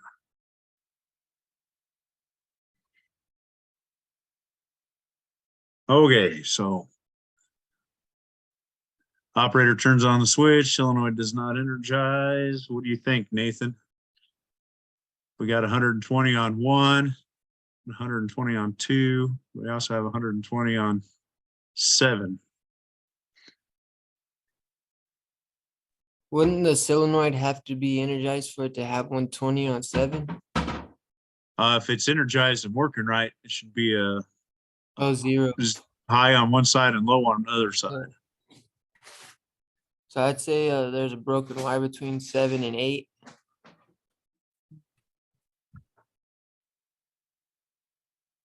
How about, yep. I think that's the only ones there that apply. All right, let's see what they say. All that apply.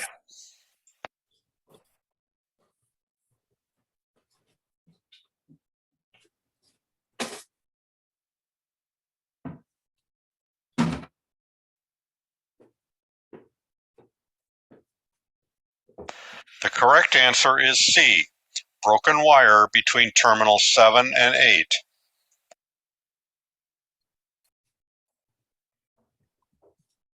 Energize. Rule 2. On a good working circuit, the inputs to the load requires high pressure on one side and zero pressure on the other. Therefore, choosing to replace the solenoid would be a mistake. But that does not find our problem. It just eliminates one of the choices. The fact that terminal 7 has a high voltage on it that should be 0 volts, and the other end of the wire attached to it is 0 volts, is another consideration. Rule 5 sheds some light on this. Rule 5. Wire and ducts and pipe should have near zero pressure drop. Pressure drop equates to resistance to flow in a circuit. High pressure drop equals high resistance to flow. Low pressure drop equals low resistance to flow. This wire between terminals 7 and 8 does not have zero voltage drop across it. In fact, it has the whole 120 volts power supply voltage dropped across it, indicating the infinite resistance of a broken wire. To our third set of 3. The different types of circuits, series circuits, parallel circuits, and series parallel circuits. Series. Power supply, switch 1, and wire from 7 to 8 in series with everything else. Parallel. Solenoid in parallel with everything remaining. M9 in parallel with light. Series parallel. Switch 2 is in series with parallel circuit of M9 and light. This series circuit is in parallel with solenoid. This parallel circuit is in series with switch 1. Series circuits have one load and one load only. In a series circuit, when one part of the circuit fails, the symptoms are usually the same. It does not work. A parallel circuit has more than one load, and by observing which loads energize and which ones do not, the troubleshooter can save valuable time and effort in isolating where the problem is. Although this circuit may seem complex, it can be simplified when one thinks of terminals 1, 2, 7, and 8, and all the components in between them is nothing more than the same circuit we have just been analyzing. In parallel with the solenoid valve is an added starter coil that can be switched on and off anytime the solenoid valve is switched on. Anytime the starter coil is energized, the indicator lamp will illuminate as well, since it is wired in parallel to the starter coil. Switch 1 is in series with all the loads and can switch all of them. Switch 2 is only in series with the starter coil and lamp and has no effect on the solenoid coil. The voltage or pressure supplied by the power supply will result in a current or flow through the circuit based on the resistance or restrictions present in the circuit. If a switch is open, the resistance is infinite and no current will flow. The resistance of a closed switch is considered to be 0. Circuit components, such as coils and lights, have a resistance higher than 0 ohms, but less than infinite. Series. Power supply, switch 1, and wire from 7 to 8 in series with everything else. Parallel. Solenoid in parallel with everything remaining. M9 in parallel with light. Series parallel. Switch 2 and wire from 7 to 6 in parallel to solenoid and in series with the balance of the circuit. Of circuits illustrates how loads become energized whether they weren't meant to be energized or not.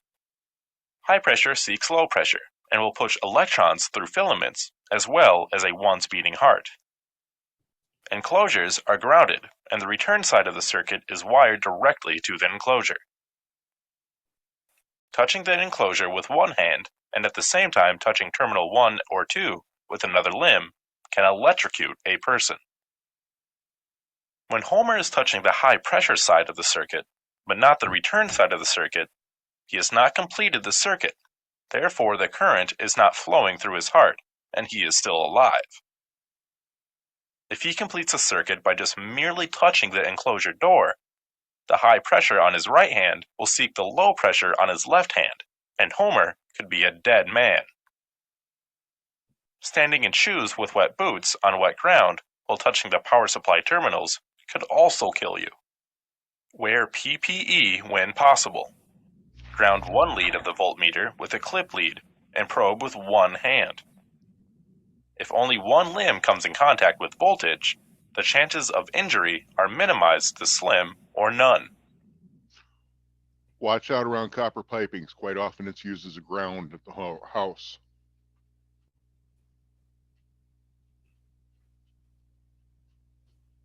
Working circuit. What voltages can we expect?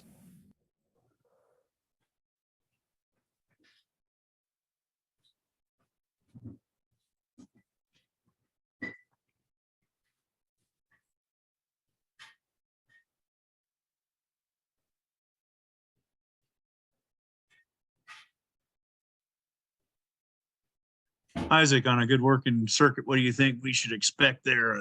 2, 3, and 4. That'd be 120. Yeah, 2, 3, and 4 would be 120. That's before your power or your source, I guess. And then 5, 6, 7, and 8. Should be 0, correct? Correct. No, because that's your return side. High pressure seeking their low pressure. See what they say. Choose all that apply.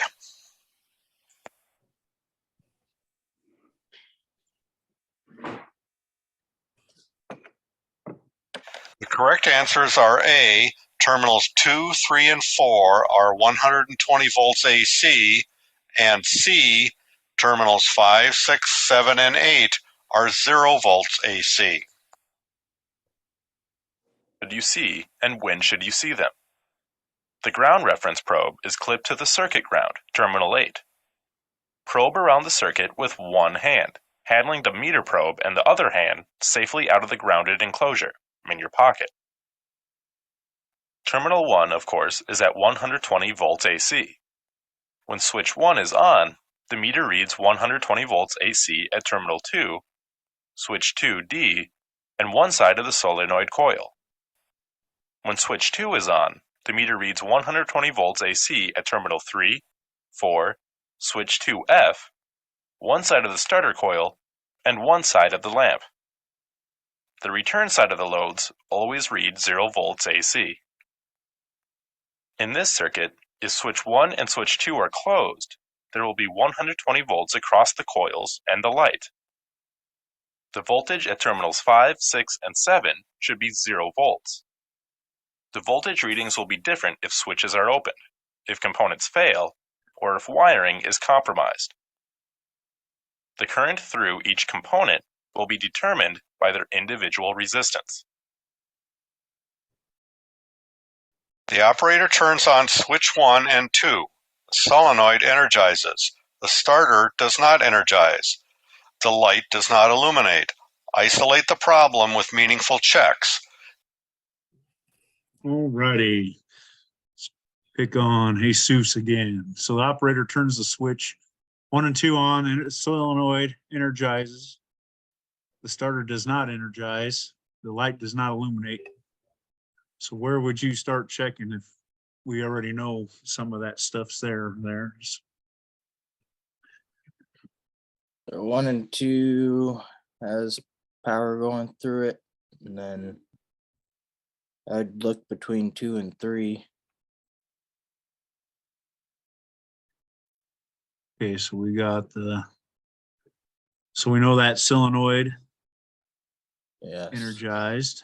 So we wouldn't look, so yeah. So if that solenoid coil, we know we got power already to 2. Yeah. So you were saying you would check that that 2D, 2F then on that switch too? Yeah, I'd look between 2 and 3. If 2F, I guess. Yeah. Yeah. So yeah, 3 would be a good check there, and that 2D and 2F would be. But we don't need to check it. Switch it 1A or switch 1B since we already know power's all the way to 2. And then 3 and 4 should get their power from the same place. So yeah. So 4 wouldn't be too bad of an idea, but I'd start closer down since 3 wasn't working either. Yeah. Just to kind of speed up the process. I'm trying to figure out where the problem is. That's why it's important to pay attention to what the symptoms are, because that kind of tells you where to start looking. Because if the solenoid is already energized, that tells you that part of the circuit's working fine. It's past that part of the circuit that's having problems. So let's see what they say. Choose all that apply.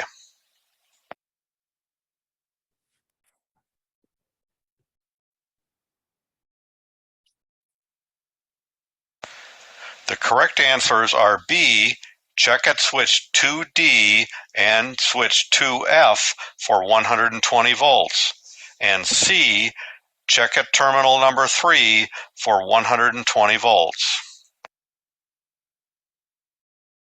Energized and switch 2 is closed, there should be 120 volts at terminal 3, but the meter shows 0 volts. This indicates a problem. Our first check will not be at terminal 1 or terminal 2 because we know that the solenoid coil is working. Terminal 7 is connected because there is current flow through the solenoid coil back to the power supply. There is no need to check at terminal 4 because it only affects the light. Check something that affects both the M9 starter coil and the light. What could be checked that is common to both?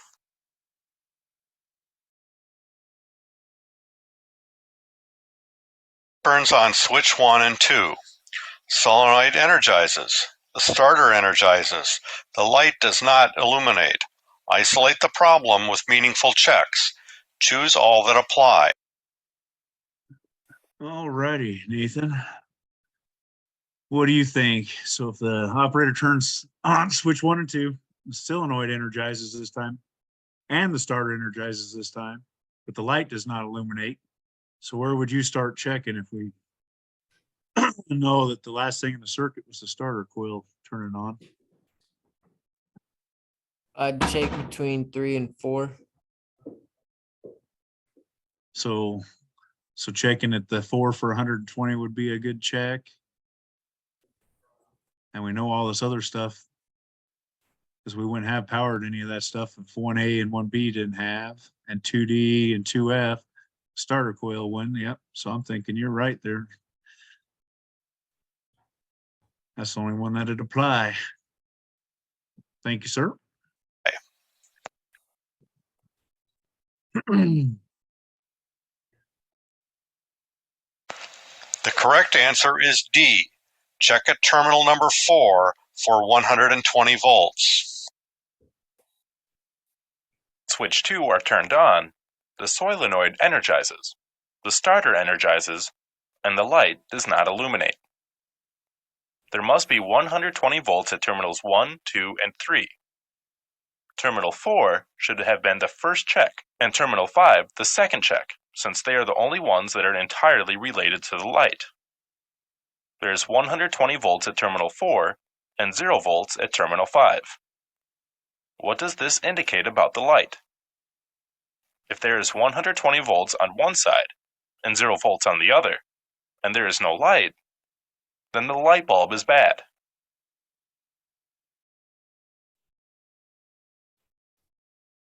Switch 1 and 2. The solenoid does not energize. The starter does not energize. The light does not illuminate. Isolate the problem with meaningful checks. Choose all.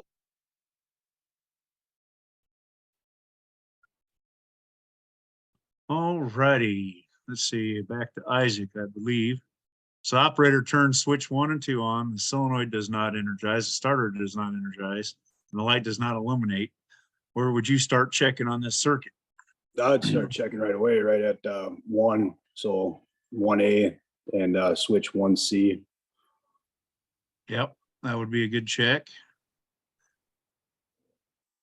Especially since none of it started, and that would be where it starts right off the bat at the first beginning. All righty, good answer, thanks.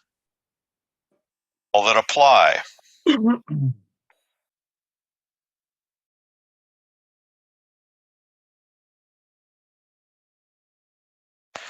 The correct answer is A. Check at switch 1A and switch 1C for 120 volts. Turns on switch 1 and switch 2. The solenoid and the starter do not energize. The light does not illuminate. What is a good first place to be checking? The meter reads 0 volts everywhere except at terminal 1, switch 1A, and switch 1C. The pressure drop between switch 1C and terminal 2 should be 0. High pressure drop equals high resistance to current. The wire is either broken or disconnected between the switch and terminal 2.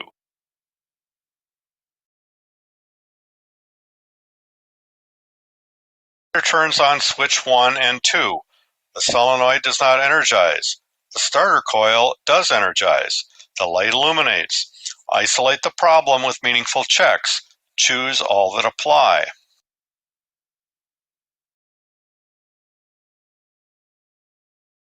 All right, Jesus, what do you think? So the operator turns switch 1 and 2 on, solenoid does not energize, the starter coil energizes, the light illuminates. So where would you start checking there? Solenoid doesn't energize. I'd look between 2 and 7. Between 2 and 7. So let's see, what do we got here? Check the solenoid terminal connected to 2. Yeah, so that'd be a meaningful one there. That's what you're saying. So B, 3, that wouldn't be a very good check. We already know that that's working because that part of the circuit's working. Check the solenoid coil terminal connected to terminal 7. D, yep, that's what you're talking about. So we'll see what they say. Thank you, sir. Yeah.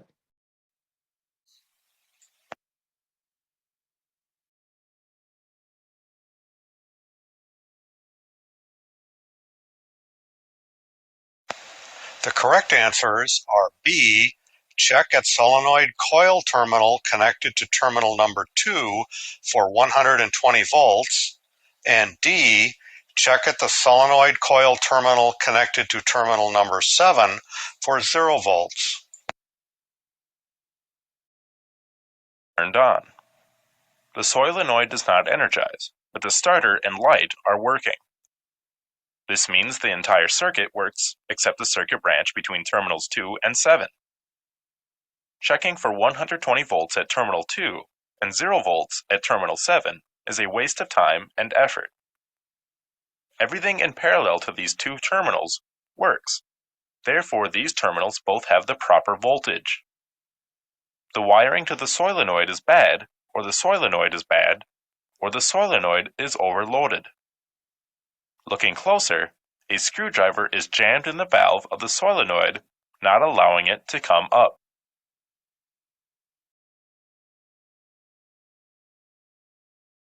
Solenoid energizes. The starter does not energize. The light does not illuminate. Isolate the problem with meaningful checks.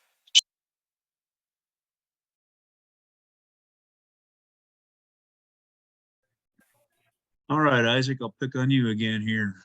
So operator turns switch 1 and 2 on, solenoid energizes, the starter does not energize, and the light does not illuminate. So where would we start on this one? 3 for 120 volt, and then 6 for 0 volts, or 0 volts. All right, I see where you're going with that. Let's see what they say. Thank you, sir. You bet. Choose all that apply.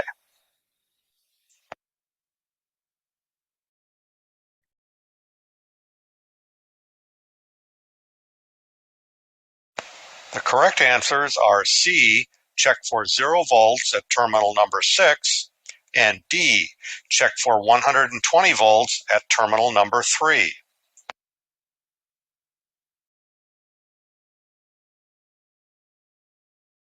The solenoid energizes. The starter does not energize. The light does not illuminate. The solenoid is energized, meaning everything in that series circuit between terminals 1 and 2 and between terminals 7 and 8 is complete and working. Everything in parallel with terminal 2 and terminal 7 is not working. Both the starter coil and the lamp, or the respective branch circuit wiring, going bad at the same time is very unlikely. Therefore, checking either of these branch circuits at this time is a wasted check. The part of the circuit that is common to both branches, but not part of the solenoid coil series circuit, should be suspected. That leaves the wire and switch between terminals 2 and 3 and the wire between terminals 6 and 7. Checking at terminal 2 is a waste of time. Terminal 2 will have 120 volts AC on it simply because terminal 2 is part of a working circuit. Terminal 3 and both sides of switch 2 should be checked for 120 volts since they are common to both circuits. By process of elimination, the wire between terminals 6 and 7 is the only thing left. Checking with the voltmeter, terminal 6 reads 120 volts AC, and terminal 7 reads the expected 0 volts. A high voltage drop across a wire indicates a break or bad connection. The operator turns on switch 1 and 2. The solenoid energizes. The starter does not energize. The light illuminates. Isolate the problem with meaningful checks. Choose all the... All righty. What do you think, Nathan? So we got the operator turned the switch 1 and 2 on. The solenoid there energizes. The starter does not, and the light illuminates. So would you check the starter coil terminal connected to terminal 3 for 120?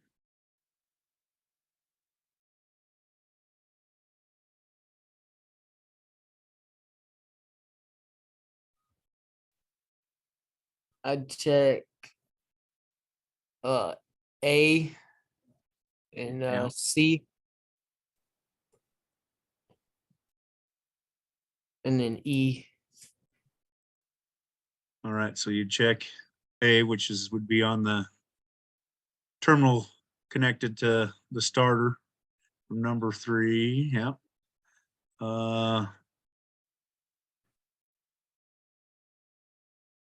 And E off of 6. I think those would be the only two I'd check, is each side of that starter coil, since everything else in the circuit's working. Those would be good checks. Thank you, sir. Yes, sir. that apply.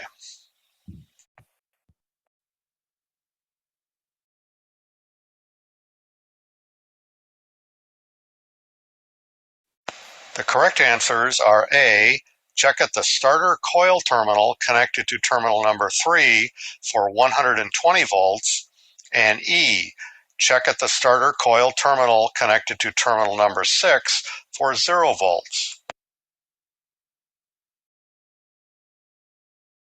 The operator turns on switch 1 and 2. The solenoid energizes. The starter does not energize. The light illuminates. Checking at terminals 3 and 6 is a waste of time, since it has been established that the lamp works. The wire between terminals 3 and 6 and the starter coil should be suspected. The coil should have 120 volts on one side and 0 volts on the other. If it does, the coil is bad or overloaded and binding. The solenoid coil may have a burned look to it. The coil can be tested with an ohm meter for a resistance above 0 but not infinite. Check the resistance of a spare coil or a coil in an adjacent circuit. Be aware that power must be turned off from the circuit and the coil isolated electrically by taking at least one lead off the coil before connecting the ohm meter.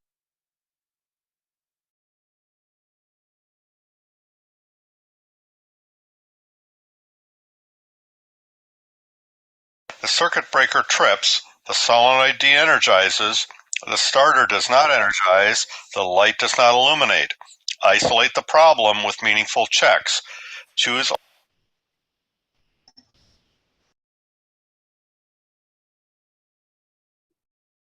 7.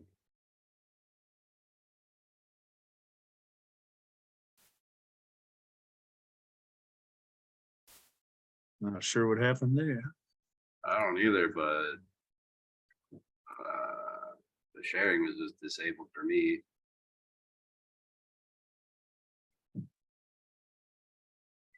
Clarence, did you just log in on the company again, or what?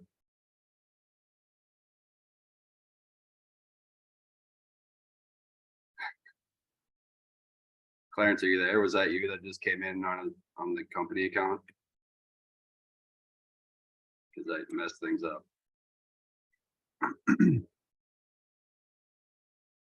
I don't know. It says host disabled participant screen sharing. I was the host. I'm not sure how I just lost the host. This has never happened before. Learn something new every day. Let's That's okay. troubleshoot the problem. I feel like Clarence just came in on the company one and now he's the host or something. Quick.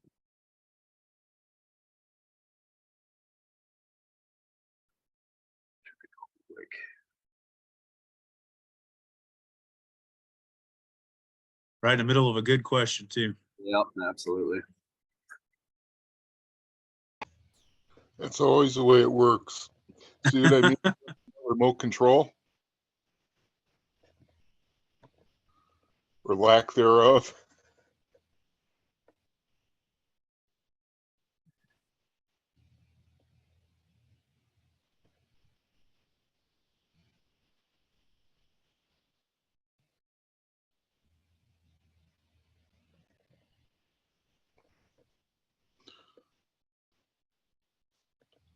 David, can you go back in and just do another share of that?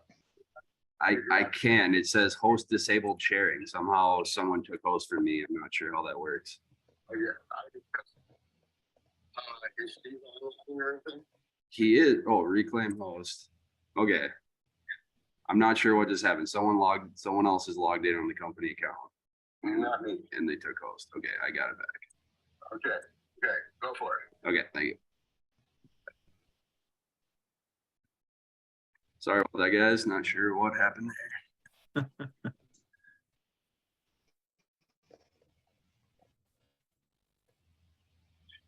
Remote control for Jeremy.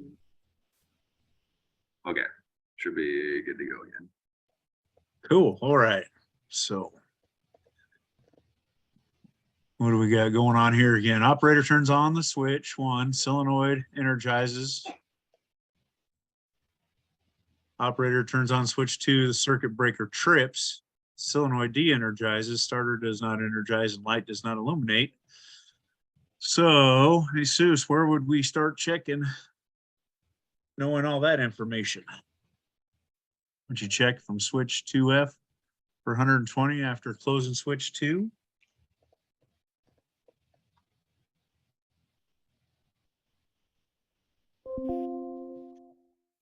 Or would check at 6 for 120? I would look at the switch. Because it keeps What was tripping. so when switch 1 was switched, the solenoid energized, but when the switch 2 was switched, the circuit breaker tripped. So how would we troubleshoot that out? Because if the circuit breaker's tripped, there's probably okay, no so power at then- any of that. Okay, I would disconnect the starter coil and see if switch 2 closes. Okay, yeah, disconnect starter coil wire and close switch 2. Disconnects, or you could disconnect the starter coil wire and ohm it out. Yeah, I'd do that and see if it keeps tripping. Then you'd know it's from the light. Light or the starter. Yeah. Or check the. See. I would agree with that since we know that part of the circuit's what tripped the circuit breaker. We know it's either the light or the starter coil. All righty, let's see what they have to say. Thank you, sir. Okay.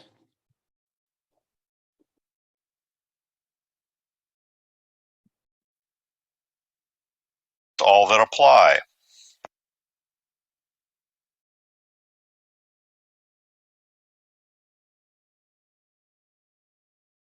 D. Disconnect a starter coil wire and ohm out the coil.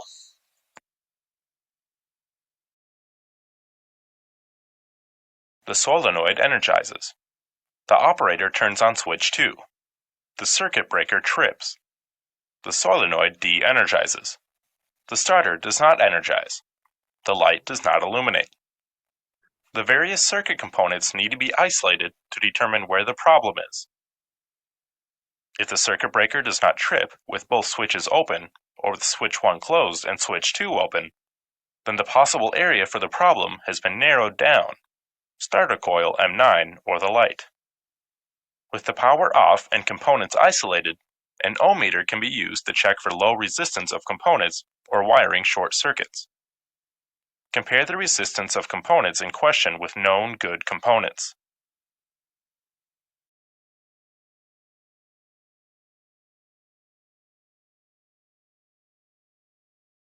Rule 1. High pressure seeks low pressure. Rule 2. On a good working circuit, the inputs to the load requires high pressure on one side and zero pressure on the other. Rule 3. If the inputs are there and the output is not, the problem is either the load itself or the load is overloaded. Rule 4. The pressure drops around a circuit add up to the pressure produced by the power supply. Rule 5. Wire and ducts and pipe should have near zero pressure drop. Pressure drop equates to resistance to flow in a circuit.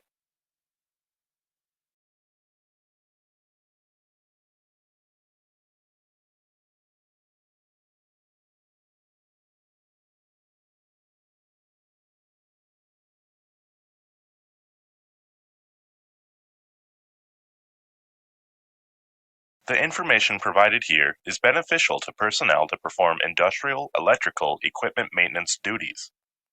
FYI, the complex meter usage techniques are deferred to the advanced and expert troubleshooting modules. This module teaches and instructs the layman some of the principles and procedures necessary to safely read and understand meters.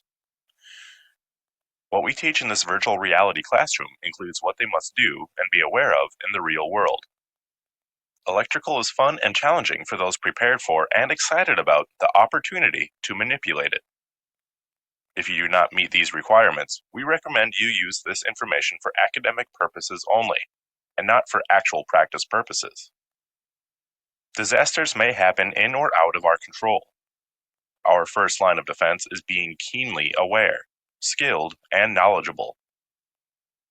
Our second line of defense is working with proper PPE, test instrumentation, and safety equipment. Our third line of defense is working with people knowledgeable in first aid. First aid is beyond the scope of this workshop, and something we should all bring ourselves up to speed on during our personal time. Learn that even at times when you are following proper procedures, equipment and test instrumentation may fail and accidents will happen. A fierce fire explosion can wipe you out unless you are prepared. This module teaches you about PPE, personal protective equipment, using various meters in various applications, meter safety, and safe meters fit for 600-volt applications. This course addresses the duties required of electrical maintenance people for maintaining equipment and electrical distribution systems powered by 600 volts or less, 480 volt in the US. The PPE, personal protective equipment, being worn by this industrial electrical equipment maintenance person has been recently required by OSHA to address arc flash concerns. Although not required to our best information, the test meter used should meet the safety rating of Cat 3 600 volt and be UL or CSA listed. A meter with this rating, Cat 3 600 volt, or above, Cat 3 1000 volt, is recommended.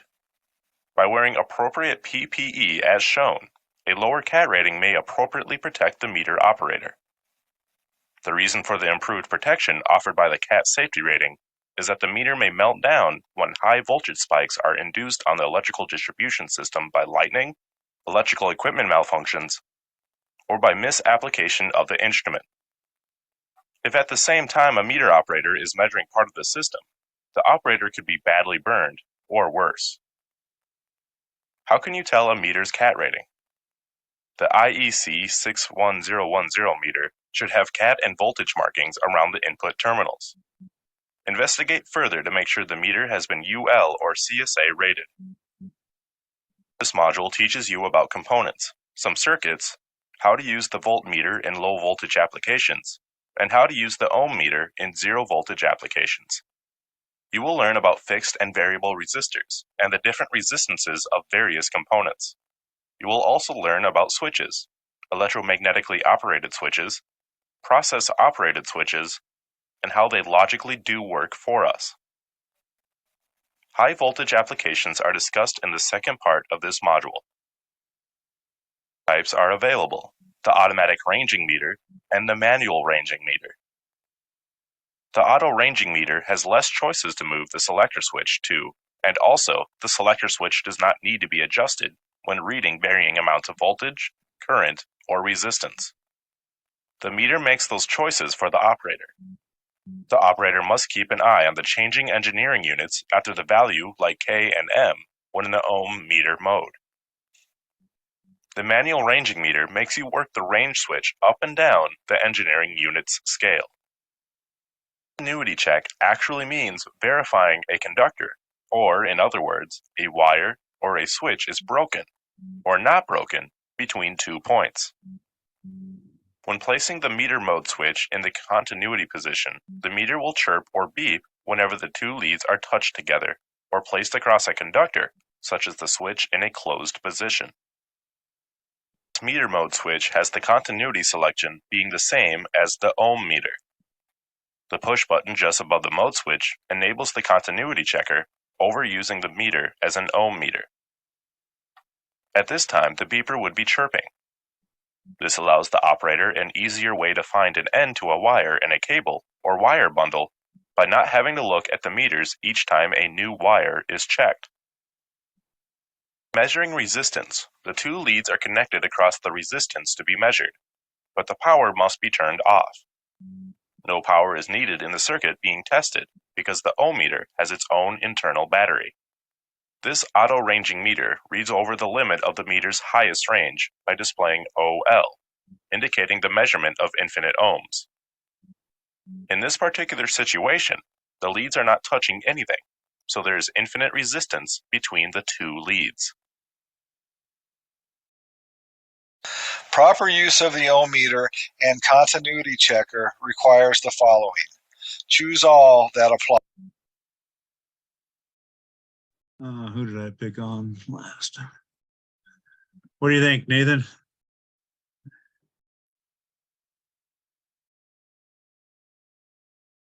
Does a resistor need to be isolated from the other resistances and parallel to it?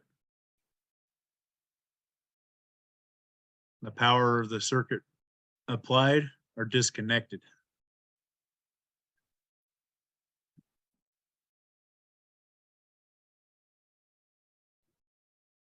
I think A and C. I think you're right. Let's see what they say. Thank you. Why?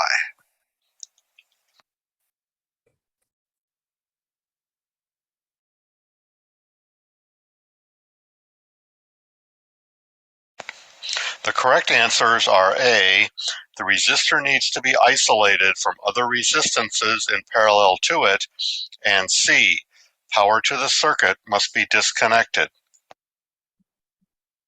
Continuity test. The continuity test checks electrical continuity between two contact points. Set the function range switch to the diode noise generator position. Plug the black test lead into the COM jack and connect the test lead tip to one of the contact points. Plug the red test lead into the volts ohm jack and connect its test lead point to the other contact point. The internal beeper emits a tone when resistance is less than or equal to 75 ohms. Danger. Fuses can be checked by using the voltmeter and ohm meter. Do not check fuses and any other component with an ohm meter with power on. It may hurt the meter and it may hurt you. Fuses can be checked with a voltmeter when looking for a voltage drop across the fuse. If you have 277 volts on one side of the fuse and 0 on the other, the fuse is bad.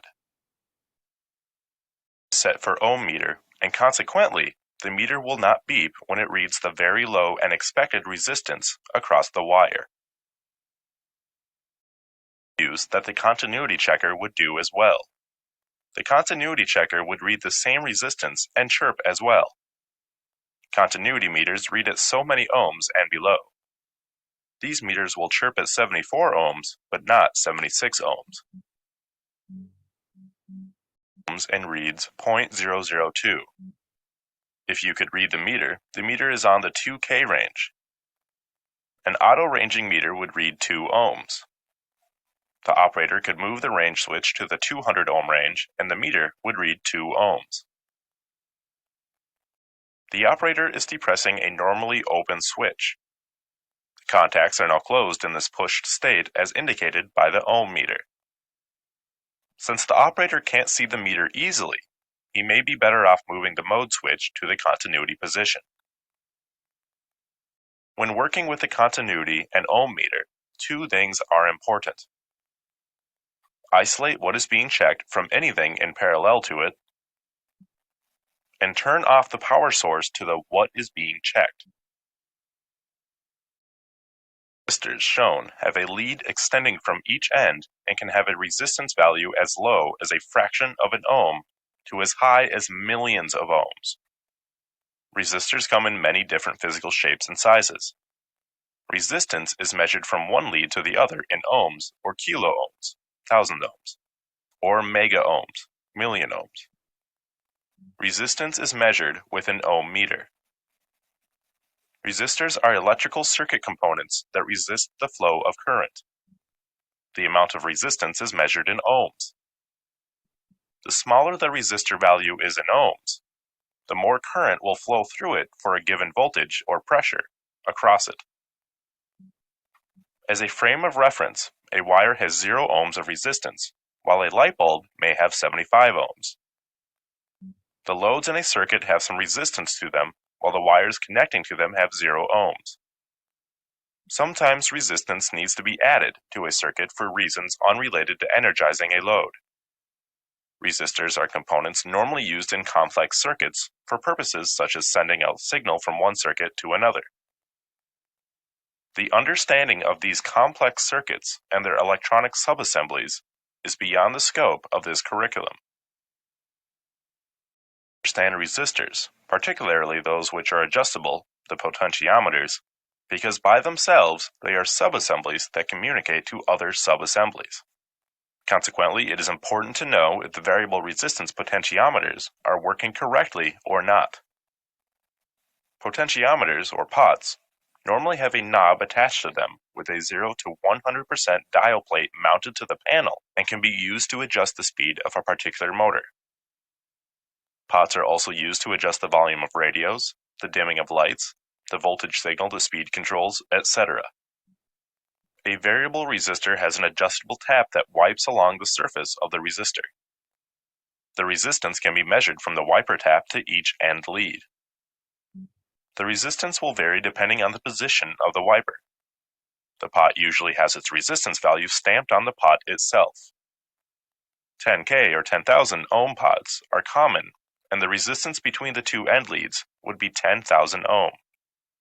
If the pot shaft or wiper is set in the middle of the wiper travel range, the resistance from either end lead to the wiper tap would be 5,000 ohm. If the knob was set to 25%, the resistance would be 2,500 ohms from the wiper tap to one end lead and 7,500 ohms to the other end lead. The high wattage 300 ohm resistors on the bottom right shown has the wiper tap lead wired to one end lead. When the wiper is adjusted away from the end it is wired to, the effective resistance the circuit sees becomes less. The resistor can be adjusted from 300 ohms all the way to 0 ohms. Thus, it is called a trimming resistor. A trimming resistor is set to a particular value when the circuit is set up the first time and is not user adjusted. The voltage divider potentiometer shown is a single turn pot that rotates 340 degrees. The miniature pots shown are available in single turn as well as 10 and 20 turn configurations. Wired up to be used as a voltage divider. The arrow on the wiper indicates the direction the wiper travels when the shaft is rotated clockwise. The shaft is turned about 25% clockwise from the most counterclockwise position. If a 10-volt power supply was wired to the two end leads, the wiper voltage of 2.5 volts could signal a variable speed drive to control a motor to 25% output speed. Rotating the shaft would vary the voltage and consequently the motor speed. The arrow crosswise to the wiper indicates that a clockwise rotation of the shaft shall drive the wiper in the direction the arrow is pointing. The ranging meter on the left reads very close to the same value as the manual ranging meter on the right. The range switch for the manual ranging meter is set to 2 megaohms and its display reads 1.008. The display of the automatic ranging meter reads the same 1.008, but it also displays megaohms. The manual ranging meter is a little more work. The selector is set at the range 2 megaohms. The resistance of the resistor being measured is 1.008 megaohms. The measured resistance is less than the range setting. Consequently, it will read any measurement under 2 megaohms, including 1.008 megaohms. If the measured resistance is more than 2 megaohm range, the meter indication will read OL for the over the limit of the range setting. Meter is set at 200K, indicating the resistance is 100.1K, or 100,100 ohms. If the resistance was 100 ohms and the range switch was left on the 200K range, the red meter would read 0.1K ohms. If the resistance was only 100 ohms, the range switch should be turned down to the 200 ohm range for a reading of 100 ohms. If the resistance was only 100 ohms, the auto ranging meter would automatically adjust and read 100 ohms. The manual ranging meter is used to measure 2.5 k ohms of resistance. The meter reads OL. What does OL mean and how do I read the 2.5 k resistance? Choose all that apply. All right.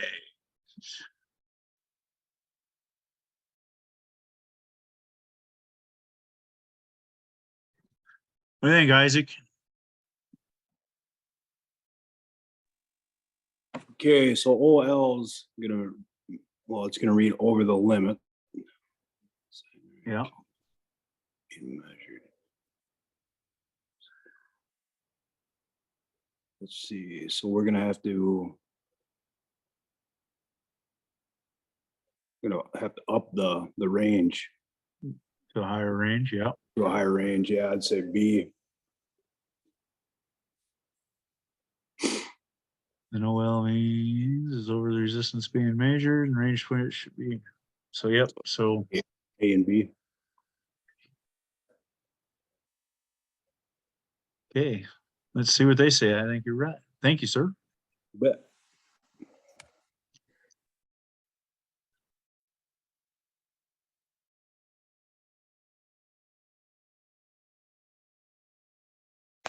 The correct answers are A, OL means the resistor is over the limit of the setting of the range switch, and B, the range switch should be set to a higher range. Is set for 2K ohms max. The actual resistance being read is 2.054 thousand ohms, as reported by the yellow auto ranging meter. The resistance measured is higher than what the manual ranging is set for. Consequently, the meter reports OL. Is being measured. Notice as the range selector switches between 2K and 20K ranges, the displays switch between OL and 2.05. Resistance being measured, two different switch settings. The 200 range setting on the left tells us the resistance is over 200 ohms. The 2K ohm range setting on the right tells us the resistance is not over 2K ohms, and the number displayed must be corrected in your mind's eye to have K, 1000, added to the end of the displayed value of 0.389. So the actual resistance is 0.389 K ohms, or 389 ohms. Resistance being measured, two different switch settings. The 2K range setting on the left tells us the resistance is over 2K ohms. The 20K range setting on the right tells us the resistance is not over 20K ohms, and the number displayed must be corrected in your mind's eye to have K, 1000, added to the end of the display value of 14.87, so the actual resistance is 14.87 thousand ohms to 200 ohms, and its indicator is reading 39.0. Wire wound resistor. The resistors we have been working with are carbon resistors and can't take much heat without being destroyed. This resistor is big physically, which usually means it can take a lot of current, which will cause a lot of heat, and it will be able to withstand the heat and not be destroyed. Heating elements for electric heaters are constructed this way as well. This resistor has an opening from its ceramic insulation, allowing us electrical contact to the resistance wire and a movable contact that can wipe along to another position when the wiper tightening screw is loosened. Notice we are measuring across the two ends of the resistor, like we have been, and the resistance from end to end is 300 ohms. Do you ever wonder what the resistance from the wiper to the left end of the resistor may be? It's 122 ohms, which makes us wonder some more. What is the resistance from the wiper to the right end of the resistor? We already know the entire resistor end to end is 300 ohms. With this kind of information, we don't need an ohm meter, we need a calculator. Entire resistor end to end is 300 ohms. The resistance from the wiper to the left end of the resistor is 122 ohms. What is the resistance from the wiper to the right end of the resistor? What do you think, Nathan? You think it'd be 300, 122, 178, or 422?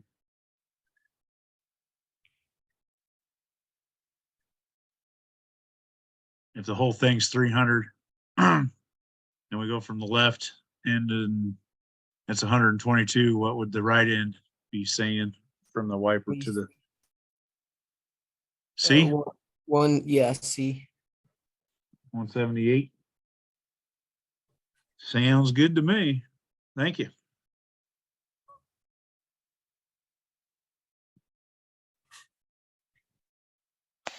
The correct answer is C, 178 ohms.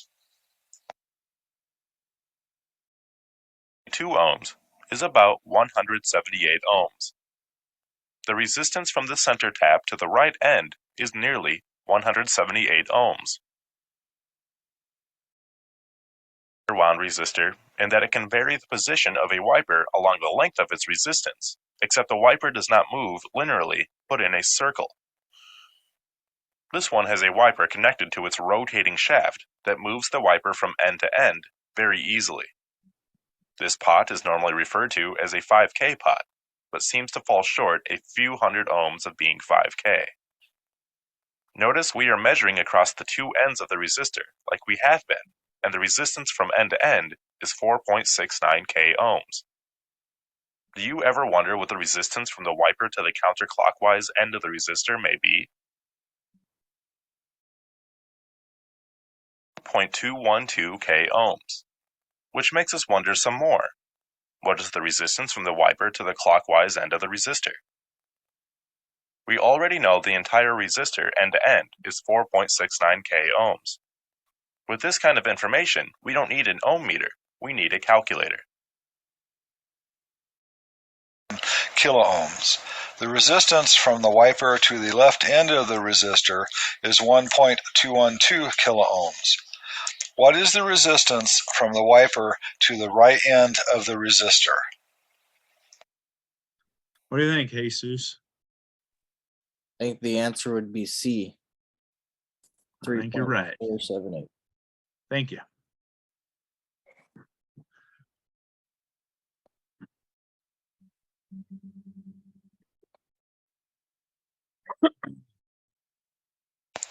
The correct answer is C, 3.478 K ohms. 9 K ohms minus 1.212 K ohms is 3.478 K ohms. The resistance from the wiper to the clockwise end is nearly 3.478 K ohms. Circuit components: switches, loads, and power supplies. The following slides analyze them.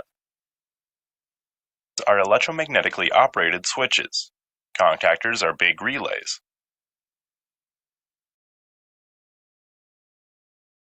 Guys, ready for some lunch?